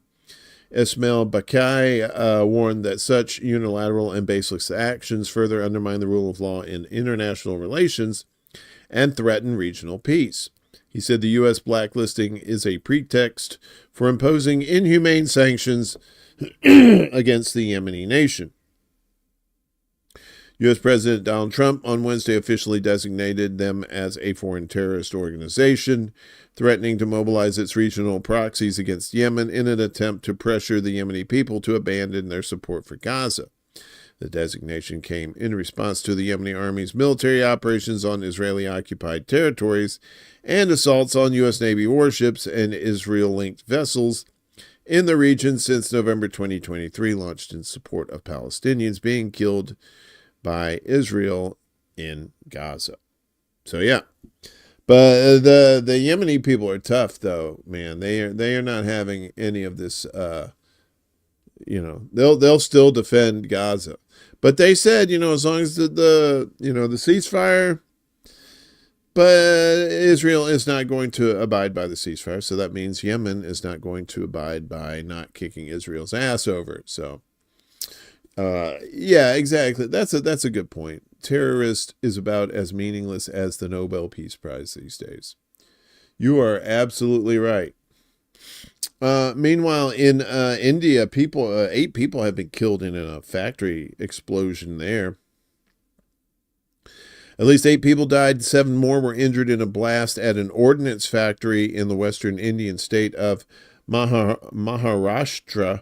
A senior federal minister said the factory is located in Bandara district of the state, nearly 515 miles from India's financial capital of Mumbai, and manufactures propellants and explosives, according to local media. There's been a big explosion in the ordnance factory in Bandara, according to preliminary information. 8 people have died and 7 have been injured. Federal Transport Minister Nitin Gadkari, who is from Maharashtra, said at an event in Nagpur City. Earlier, the chief minister of the state said a roof in the factory had collapsed after the explosion and that 13 to 14 workers were feared to be trapped inside while 5 people had been rescued. Medical and rescue teams were at the site. Devendra Fadnavis, the chief minister of the state, said in a post on the tweeters it was unclear what had caused the blast. Meanwhile, witnesses described chaos and panic at a Turkish ski resort as fire ripped through the hotel where 76 died. Wow. As flames tore through a 12-story hotel at a popular ski resort in northwestern Turkey, friends Esra Karakisa and Halim Setin watched helpless as the horror unfolded before them, with people leaning out of smoke-filled rooms, pleading for help, and others making the harrowing decision to jump. The fire at the Grand Kartal Hotel in Kartalkaya in the Koroglu Mountains in Bolu province on Tuesday left at least 76 people dead and 51 injured. It came near the start of a 2-week winter break for schools when hotels in the region are filled to capacity. This is like their spring break of sorts. There was no one around. They were calling for firefighters that were breaking the windows. Some could no longer stand the smoke and flames, and they jumped. Seton, an employee at a hotel adjacent to the Grand Kartal, told the AP. Karakisa said, "It was awful. We were terrified. People were screaming. The cries of children especially affected us. We wanted to help, but there was nothing we could do. I couldn't look. It was so terrifying." Authorities have assigned 6 prosecutors to investigate the cause of the fire, which appeared to have started at the restaurant section on the 4th floor of the wooden-clad hotel and spread quickly through the upper floors. On Wednesday, a deputy mayor and the acting fire chief for Bolu were both detained. The state-run Anadolu agency reported, bringing to 11 the number of people taken into custody as part of the investigation, including the hotel's owner. Flags at government buildings and Turkish diplomatic missions abroad were lowered to half-staff as the nation shocked by the disaster, observed a day of mourning for the victims. Only 45 of the 76 bodies have been identified so far, the Interior Minister said Tuesday. One of the injured was in serious condition, whilst 29 others were treated and released.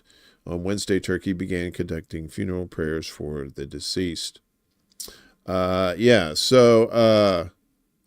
that's crazy. That is these old wooden structures like that too. They'll go up like that, man, real quick, especially if people are not careful like that, starting fires. And and that's just the man-made stuff. And you got the natural disasters too. Not just the snow and stuff here, but you still got flooding in Indonesia as the landslides rise to 21.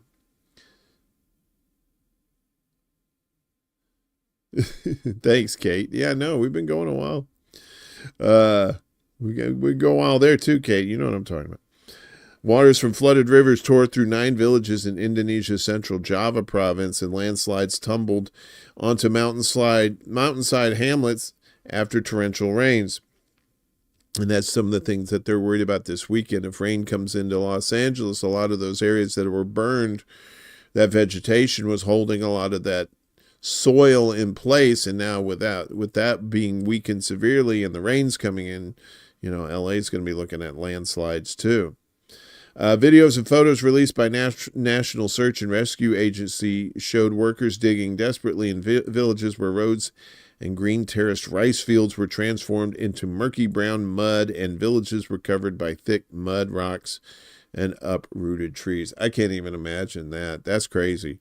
National Disaster Management Agency spokesperson Abdul Mahari said flooding triggered a landslide on Monday that buried 2 houses and a cafe in the Petung Kriono resort area. The disaster destroyed 25 houses, a dam, and 3 main bridges connecting villages in Pekalongan City. At least 21 people were killed, 13 injured, and nearly 300 were forced to flee to temporary government shelters. Scores of rescue personnel recovered 3 mud-caked bodies, including one of a 5-month-old baby, as they searched an area where tons of mud and rocks buried 2 houses and a cafe. Another body was pulled out from under a broken bridge near a river in Kasimpar village. Rescuers are still searching for 5 missing people. Heavy seasonal rain from October to March frequently causes flooding and landslides in Indonesia, an archipelago of 17,000 islands, where millions of people live in mountainous areas or near fertile flood plains. Yeah, and they were getting hammered all during the summer too. And not just there, but a lot of Southeast Asia getting hammered by what are they? They don't call them hurricanes. They call them typhoons, that sort of thing. Meanwhile, in drama-riddled South Korea, now the ex-defense minister is claiming responsibility for the martial law incident and is shielding the embattled president. Look at him with his turtleneck. Wait a minute. Go back up there. Go back up there. Show the turtle. Look at that turtleneck. That's nice. Former Defense Minister Kim Yong-hyun took significant responsibility for President Yoon Suk Yeol's martial law declaration Thursday, claiming he recommended the emergency military rule and played a key role in its implementation. See, it wasn't him, it was me. It was me all along. He also claimed at least one cabinet member voiced support for the plan in a meeting held just before Yoon's martial law declaration, but he didn't say who or how many. Appearing as a witness in Yoon's impeachment hearing at the Constitutional Court, Kim testified that he wrote a controversial note allegedly calling for the establishment of an emergency legislative body under martial law. This note, which was given to Finance Minister Choi Sang-mok at the cabinet meeting, has become key evidence in determining the constitutionality of Yoon's December 3rd martial law imposition. When Yoon's lawyer asked who wrote the note, Kim responded, "I did." Kim explained that Choi, who arrived late to the cabinet meeting, did not receive the note directly. Instead, Kim passed it on through a working-level official. The note directed Choi to cut funding to the National Assembly and reallocate resources to establish an emergency legislative body. This has raised questions about whether Yoon intended to dissolve the Assembly, an act that would be unconstitutional even under martial law. While the Constitution permits special measures regarding press freedoms, executive authority, and the judiciary during martial law, it does not allow restrictions on legislative activities. Kim said he also drew up another note given to Foreign Minister Cho Tae-yul. Cho said he received one directly from Yoon on the night of the martial rule, but did not keep it, and he only remembers a few words, including diplomatic offices abroad, yada, yada, yada, etc., etc. Kim also testified that he had recommended martial law to the president, arguing that it was a necessary move to curb the majority-holding opposition party's wielding of legislative power. Ooh. The president was deeply concerned by the opposition's disregard for the public's livelihoods, focusing instead on shielding their members and pushing for impeachment and special probe investigations. Giggity, giggity, giggity, giggity, giggity, giggity, Kim said. Kim, a retired Army general and close ally of Yoon, is currently under arrest on charges of treason for his role in the 6-hour martial law. Thursday marked his first public appearance since the martial law declaration and his resignation as defense minister. On December 5th, he appeared in a dark jacket rather than a prison uniform because you don't wear prison uniforms before Labor Day. And it was not handcuffs. Okay. Sorry. I was going on a fashion thing there. So, a ding dong ding a dang dang a ding ding diddly. We are Ronan. Hey, we are Ronan. Bum bum bum bum bum bum bum. Good to see you, my friend. Hope you're doing well. Hope you're warm wherever you are. No state is safe. Even if you're in Florida, you're like, I'm in Florida, I'll be fine. Brr, brr. B-R-R-R-R-R-R. Brr. Well, folks, I hate talking about Trump and all this nonsense. I especially hate talking about Musk. But unfortunately, Musk has some sort of influence over this government, so we got to talk about some of his bullshit, including that little little thing he did there, and guess who's defending him? His buddy Benjamin Netanyahu. Oh my! Sharing of biased and False news has become all too common on social media. Unfortunately, some members of the media use their platforms to push their own personal bias and agenda to control exactly what people think. And this is extremely dangerous to our democracy. So, under fire, Musk thanks Netanyahu for defending him. So I'm sure you've seen this. It was at Trump's inauguration. He did this. He is Hand to his heart. And then he did everybody thought he was doing the Zig Heil thing. So that's what this is about. Elon Musk has thanked Israel's Prime Minister, President Benjamin Fuckface, for defending him amid a growing backlash over the billionaire's controversial hand gesture at a supporters' rally in Washington on the day of Donald Trump's inauguration. Musk was compelled to deny allegations that the straight-arm gesture he made while addressing Trump supporters at the Capital One Arena on Monday, resembling a Nazi salute. No, it was what's his name from Dr. Strangelove. You remember he couldn't control himself? Yeah, if you haven't seen Dr. Strangelove, you gotta watch it. That's a great movie. Musk was compelled to deny allegations that the straight-arm gesture he made while addressing Trump supporters at the Capital One Arena on Monday resembled a Nazi salute. He has dismissed the accusations as a dirty trick by his critics, saying they should find better ways of attacking than calling every opponent Hitler. Also, one critic said, "I did not see that coming." On Thursday, Musk told his social media platform Tweeters, writing that the radical leftists are really upset that they had to take time out of their busy day praising Hamas to call me a Nazi. Oh, look at that. Isn't that nice? Taking time out of their busy day praising Hamas. Jesus Christ. In a show of support, fellow demon Netanyahu posted on Tweeters calling Musk a great friend of Israel who is being falsely smeared. He said that Musk visited Israel after the October 7th attack by Hamas and has since repeatedly and forcefully supported Israel's right to defend itself. Forcefully supported? How does that work out? Musk reposted Netanyahu's statement, thanking him for his support, wiping the semen off of his lips in doing so. The businessman traveled to Israel in November 2023 amid accusations of facilitating threats against Jews and xenophobia on his social media platform. At the time, he was also being accused of personally promoting an anti-Semitic trope after he said he agreed with a Twitter user who suggested that Jewish people were stoking hatred against whites. Musk has denied the allegations, threatening suspension on his Twitter platform for anyone advocating for the genocide of any group. During his visit, Musk met with Netanyahu and the country's president, Isaac Herzog. Netanyahu took Musk to tour Kfar Aza, the kibbutz in southern Israel struck by Hamas during its October 7th incursion, and showed the visitor the 44-minute film Israel had put together to showcase the Palestinian group's alleged atrocities. I'd love to get a hold of that film. We'll show it one night. We'll have a movie night and watch it. In a press conference after meeting Netanyahu, Musk declared that Israel had no choice but to destroy Hamas, calling the Palestinian militant group a poisonous regime.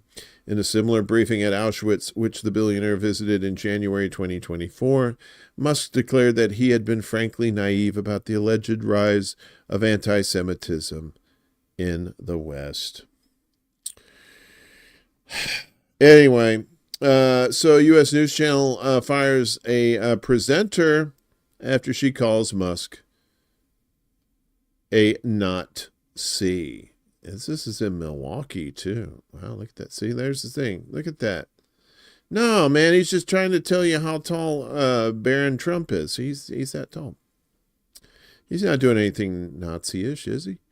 A Milwaukee-based CBS affiliate has dismissed one of its weather presenters after she reportedly called Elon Musk a Nazi on social media over a gesture the tech billionaire made during Inauguration Day. Yeah. Musk has been forced to deny making a Nazi salute. Who's forcing him to deny it?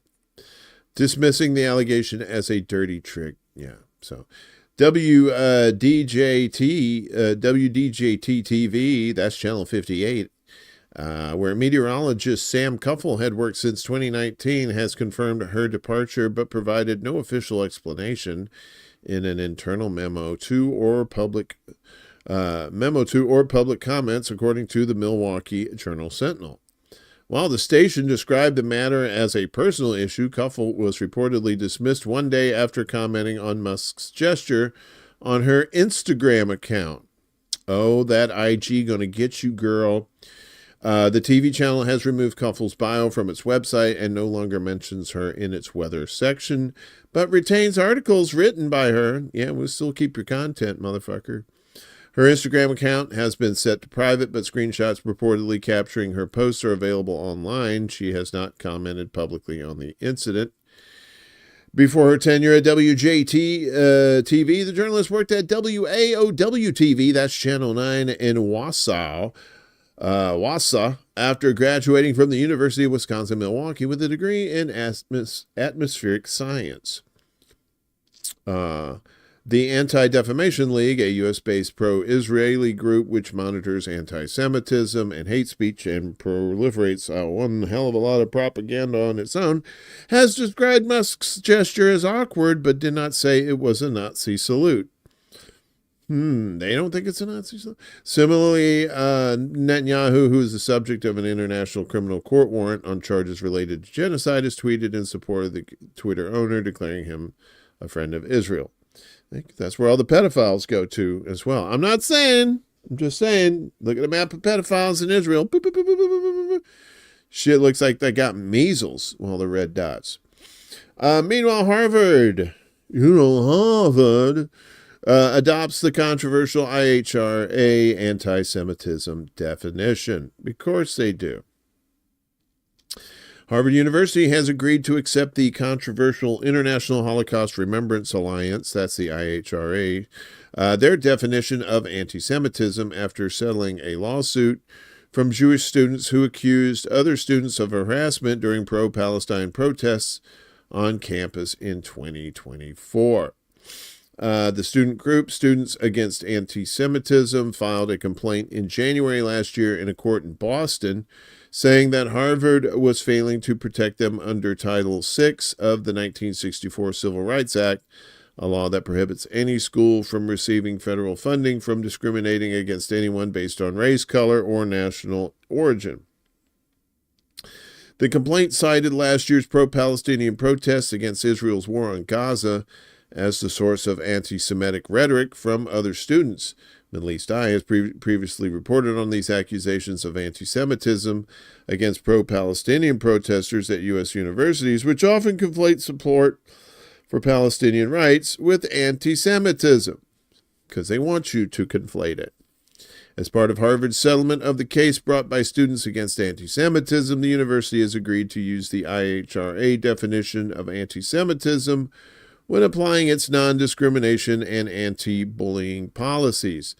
This resolution includes specific, meaningful actions to combat anti-Semitism, hate, and bias on college campuses that illustrate the university's strong commitment to further protecting their Jewish and Israeli community, Mark Kasowitz of Kasowitz-Benson Torres, LLP, from the Council for Students Against Anti-Semitism, said in a statement. Okay. All right, good. Okay. The controversial IHRA definition was formulated in 2004 and published in 2005 by anti-Semitism expert Kenneth Stern in collaboration with other academics from the American Jewish Committee, a pro-Israel advocacy organization founded at the beginning of the 20th century and based in New York. Critics say some of the examples provided in the definition conflate anti-Semitism with criticism of historical policies that led to the creation of the State of Israel in 1948, known to the Palestinians as the Nakba, or catastrophe. During the Nakba, hundreds of thousands of indigenous Palestinians were expelled from their homes by Zionist paramilitaries. Critics also say the definition conflates anti-Semitism with criticism of current Israeli policies against Palestinians, such as human rights abuses and the occupation of Israel. Again, ding, ding, ding, ding, ding, winner, winner, chicken dinner. The IHRA definition was adopted by the first Trump administration in 2019 and was reaffirmed by the Biden administration. Harvard also said it would provide training on combating anti-Semitism and that its Office for Community Conduct would incorporate the IHRA definition when reviewing complaints of discrimination. The move by Harvard follows other similar measures implemented by leading U.S. universities to prevent any criticism of Zionism. In August last year, NYU declared Zionists a protected class. In response to Israel's war on Gaza that began after the Hamas-led attacks, thousands of university students across the U.S. began organizing protests against the war. Many of those protests evolved into concerted efforts to call on their institutions to defund any financial stakes in companies profiting from Israel's war, which has killed close to 47,000 Palestinians. More than that, actually. In many cases, the protests were met with harsh responses from university administrations, and in some cases, police were called in to forcefully remove protesters. Over the past academic year, schools have adopted more forceful measures aimed at curbing any protests against Israel, including issuing new speech guidelines and incorporating surveillance tactics against student organizers. And I am so glad I am not in college anymore, even though I still look like it. I'm cute. I'm precious. No, I'm not. So you knew Trump was going to have some nutty picks coming in, because that's how the orange man rolls. So Trump's UN envoy pick says the Bible grants Israel rights to occupied West Bank. You know, the Bible, a book of faith. Donald Trump's nominee for UN Ambassador Representative Elise Stefanik has endorsed the controversial view that Israel has a biblical right to the illegally occupied West Bank, aligning herself with Israel's far-right ministers and contradicting long-standing U.S. policy and international law. During her confirmation hearing on Tuesday, Stefanik openly supported the position held by far-right Israeli ministers such as Bezalel Smotrich and Itamar Ben-Gvir, who advocate for Israeli sovereignty over the occupied West Bank based on biblical claims. Remember, kids, the Bible also says that eating shellfish is a sin, much like homosexuality. Leviticus, check it out. It's a great book. There is expectation in Israel that President Trump will give the occupation state the green light to annex the West Bank in contravention of international law. Of course he would, sure. During his first term, Trump moved away from the two-state solution and sided with Israel in a more obvious manner. It recognized Jerusalem as the undivided capital of Israel and moved its embassy from Tel Aviv to the occupied city. It also recognized Israel's sovereignty over the occupied Syrian Golan Heights. It also softened its stance on illegal Israeli settlements in the occupied West Bank, abandoning its 4-decade position that the settlements were inconsistent with international law. Yeah, the widow Adelson probably has something to do with that too.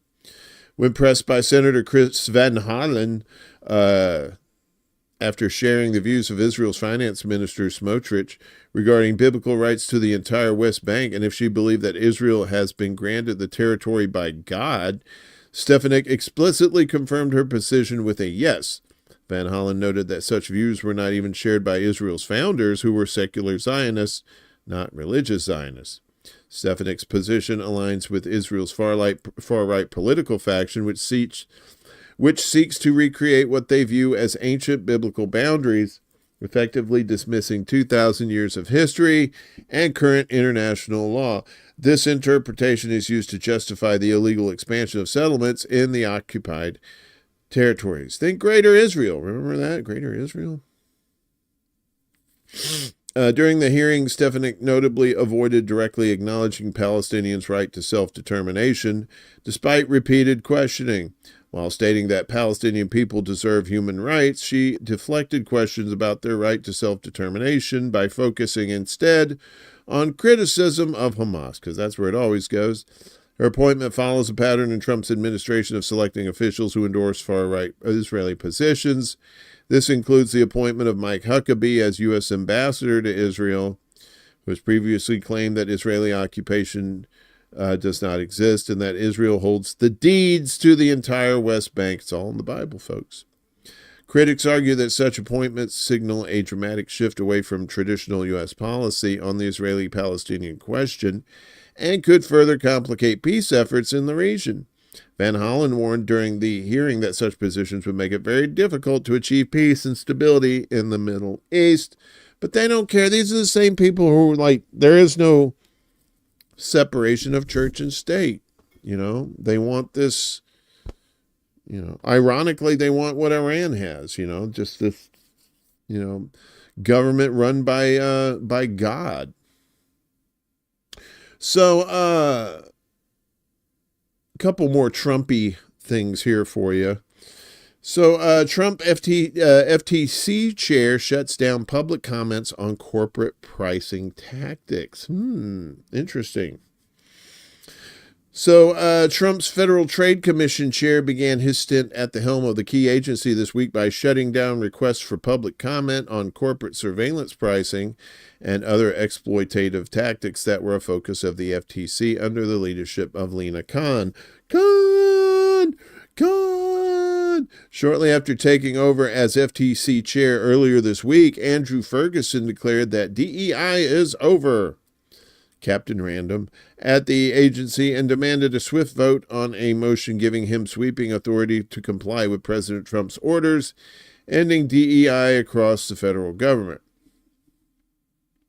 Meanwhile, with no such fanfare, Ferguson shuttered FTC requests for information and public comments on corporate mergers and acquisitions, protecting workers from illegal business practices, predatory pricing, and surveillance pricing practices, which refer to companies' use of personal data to set individualized prices. Democratic FTC commissioners expressed alarm over Ferguson's early actions and said they're a telling indication of his priorities.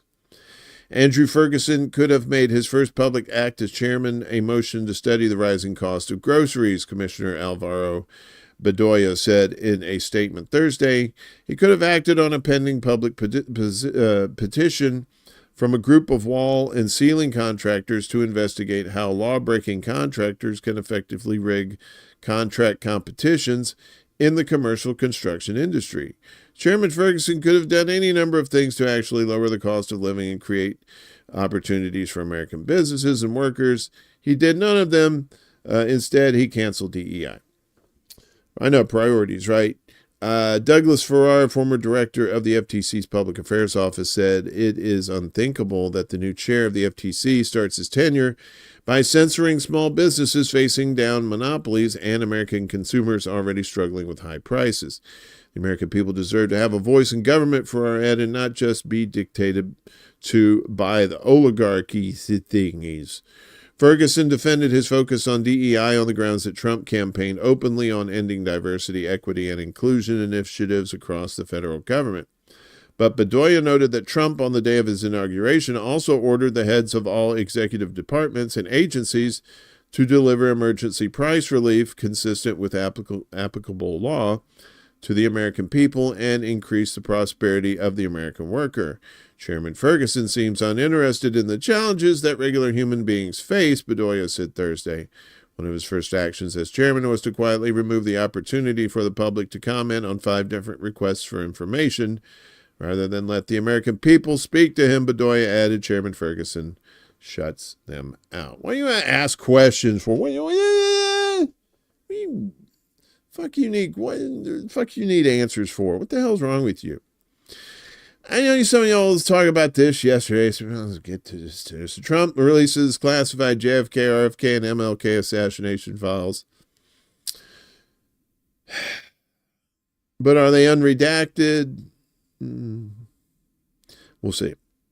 Donald Trump signed an executive order Thursday declassifying files related to the 1960s assassination of President John F. Kennedy, his brother RFK, and civil rights leader Martin Luther King.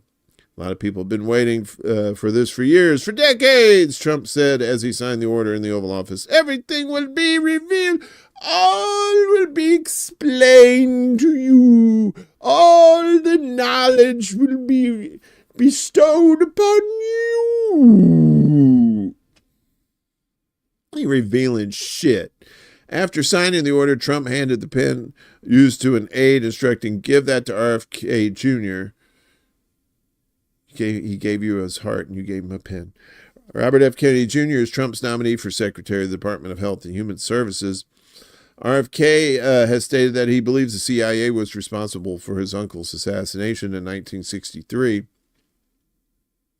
There is overwhelming evidence that the CIA was involved in his murder. I think it's beyond a reasonable doubt at this point, the candidate said on WABC 770 AM's Cats Roundtable show with John Katzimatidis. Katzimatidis was while referring to James Douglas's book, JFK and the Unspeakable.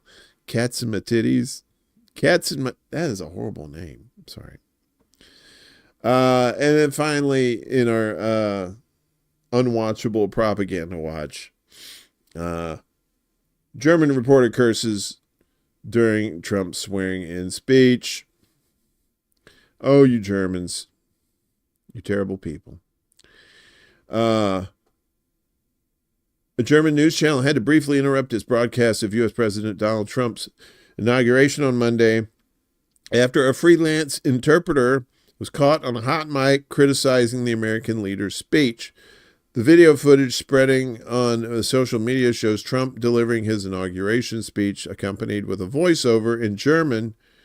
The Phoenix channel broadcast abruptly stops after the translator called the speech Scheiß, which is German for shit. "Tell me, how long did you want to stay with this shit?" the interpreter asks his colleagues, going off script and seemingly unaware his microphone was still on. The TV channel, which is jointly operated by public service broadcasters ARD and ZDF, issued a statement to DPA news agency on Tuesday regarding the faux pas, newspaper Die Welt reported.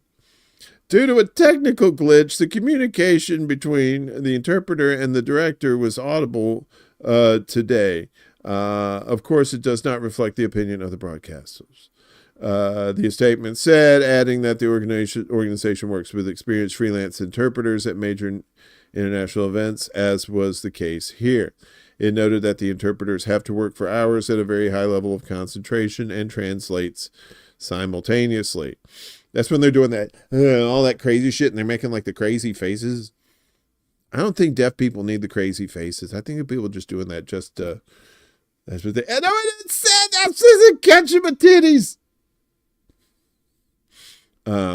This usually happens without any errors despite the great pressure, it said. Trump's swearing in speech, swearing in more ways than one, right? Trump's swearing in speech spanned nearly 30 minutes, during which the 47th U.S. president said he is inheriting a nation in decline with failing education and public health systems. During the debates, he pledged to sign a series of executive orders to do all kinds of crazy shit in the thing. So he's the 45th and the 47th president. So he gets all the odd numbers. Isn't that wild? So that is your propaganda watch for today. And hopefully that's the end of the Trumpy Trump business. Maybe not. But a couple of good news things to end the show with. I'm still seeing that, Miguel. It still says catch my titties. And that's got some sort of Greek thing. I don't know. Maybe they're flailing all over the place and she's like, help, but catch my titties. I don't know why she'd speak like that. Anyway, finally, today, a couple of good news stories for you. First off, Saudi Arabia sets a new global benchmark with robotic-assisted heart surgery. So we're using the robots for good and not evil, maybe. King Faisal Specialist Hospital and Research Center in Riyadh successfully performed a robotic-assisted implementation of Abbott's HeartMate 3 artificial heart pump. The hospital said in a statement on Wednesday. The surgery was performed on a 35-year-old patient suffering from advanced heart failure accompanied by kidney and lung complications. Following a 120-day hospitalization, the patient's recovery progressed remarkably quickly, requiring only 4 days in intensive care and anticipating discharge within 10 days, significantly faster than the standard recovery time for similar procedures. This milestone demonstrates our ability to balance balance bold innovation with strict safety measures, delivering cutting-edge medical solutions that redefine the possibilities in healthcare, said Dr. Bjorn Zjoga, also the deputy CEO of KK. He added that this achievement solidifies Saudi Arabia's position as a global leader in medical innovation. Dr. Faraz Khalil, the head of cardiac surgery and director of the Center's Robotics and Minimally Invasive Surgery Program, or MISP, as it's called, led the operation. MISP. He emphasized that the precision and safety of robotic-assisted procedures, noting that the patient had no infections, bleeding, or other complications. The patient was amazed at the minimal scarring, reflecting the advanced capabilities of robotic technology. That I could see. Like, you need a steady hand or something. Robot should be, unless you get like some sort of power surge and then it goes, blip, and then, you've got like, now you've got 4 kidneys because you cut 2 of them in half. The HeartMate 3, designed to support patients with advanced heart failure, was implanted with robotic assistance to reduce surgical trauma and recovery time. Keith Bodiger, the vice president of Abbott's heart failure business, praised the collaboration with the hospital. This procedure underscores how innovation in health technology can significantly improve quality of life, he said. KFS robotic-assisted procedures are part of its broader efforts to integrate advanced technologies into healthcare. The institution has previously achieved global recognition for robotic heart and liver transplants and is consistently ranked among the top hospitals worldwide. It secured the top spot in the Middle East and Africa and ranked 20th globally among the top 250 academic medical centers for the second consecutive year. Ooh, name dropper. It was also recognized as the most valuable healthcare brand in Saudi Arabia and the Middle East in the 2024 brand finance rankings. And finally, today, the rare blossom of the corpse flower in Sydney. Yes, it's time for some stank-ass flowers. On Thursday, thousands of enthusiasts came to a greenhouse in Sydney, Australia, to admire the bloom of an endangered tropical plant. The Okay, I got this one. The Amorphophallus titanum, which is also what they called me in college, nicknamed Petruchia, that's what the ladies call me, by its fans, bloomed and gave off a foul smell of rotting flesh. Delicious! That's what this plant's known for. Many visitors queued up to admire the 1.6 meter high flower, which smelt like a corpse. The bloom, the first in 15 years at the Royal Sydney Botanic Garden, generated an incredible response with more than 13,000 admirers. In the wild, the plant only flowers every 7 to 10 years. Come on, let's take a look at this sweet thing right here. There they go. So this is Sydney. This is the flower. And these are the weirdos that are queuing up to watch this thing. So yeah, come get in this cattle thing so you can come see some stank ass flower. They should call it stank ass, the corpse flower. And then they'd know. And then they go and they go, oh shit, who died? No, nobody died, dude. It's the flower. The flower stink. Did the flower die? No, the flower's still alive, but it smells like a dead person. Oh, so there's a dead person in the flower. No. Well, there might be. Like a real skinny dead. You got my Morphophallus right here, buddy. What the hell? What's up, kid? Kitty, I got some stank-ass flower for you, kitty. There you go. That's all you get. Sorry. We end the show with a stank-ass flower. Yeah, so, and apparently there's like, there's some sort of fruit too that tastes really good, but it smells like death.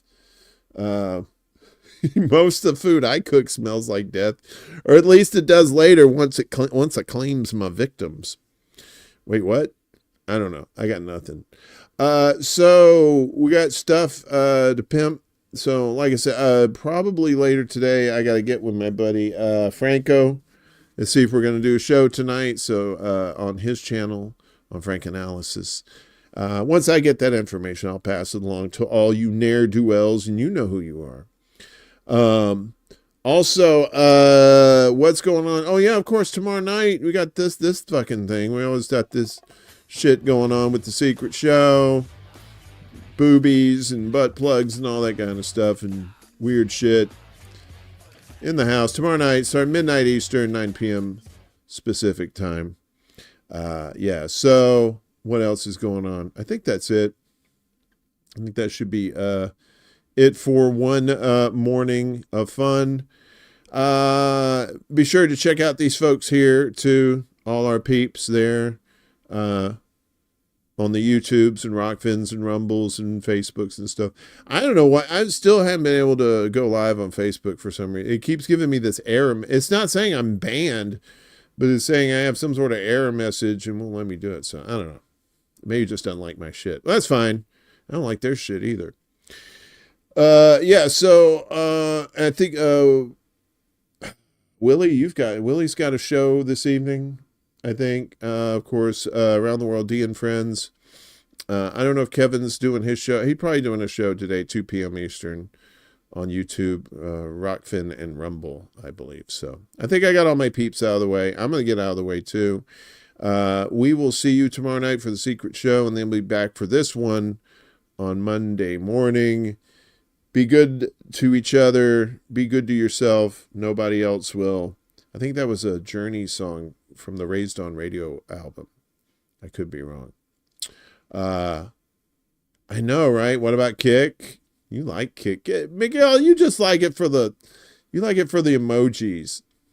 Don't be trying to bring Kick up in here like it's some sort of player. How dare you, sir?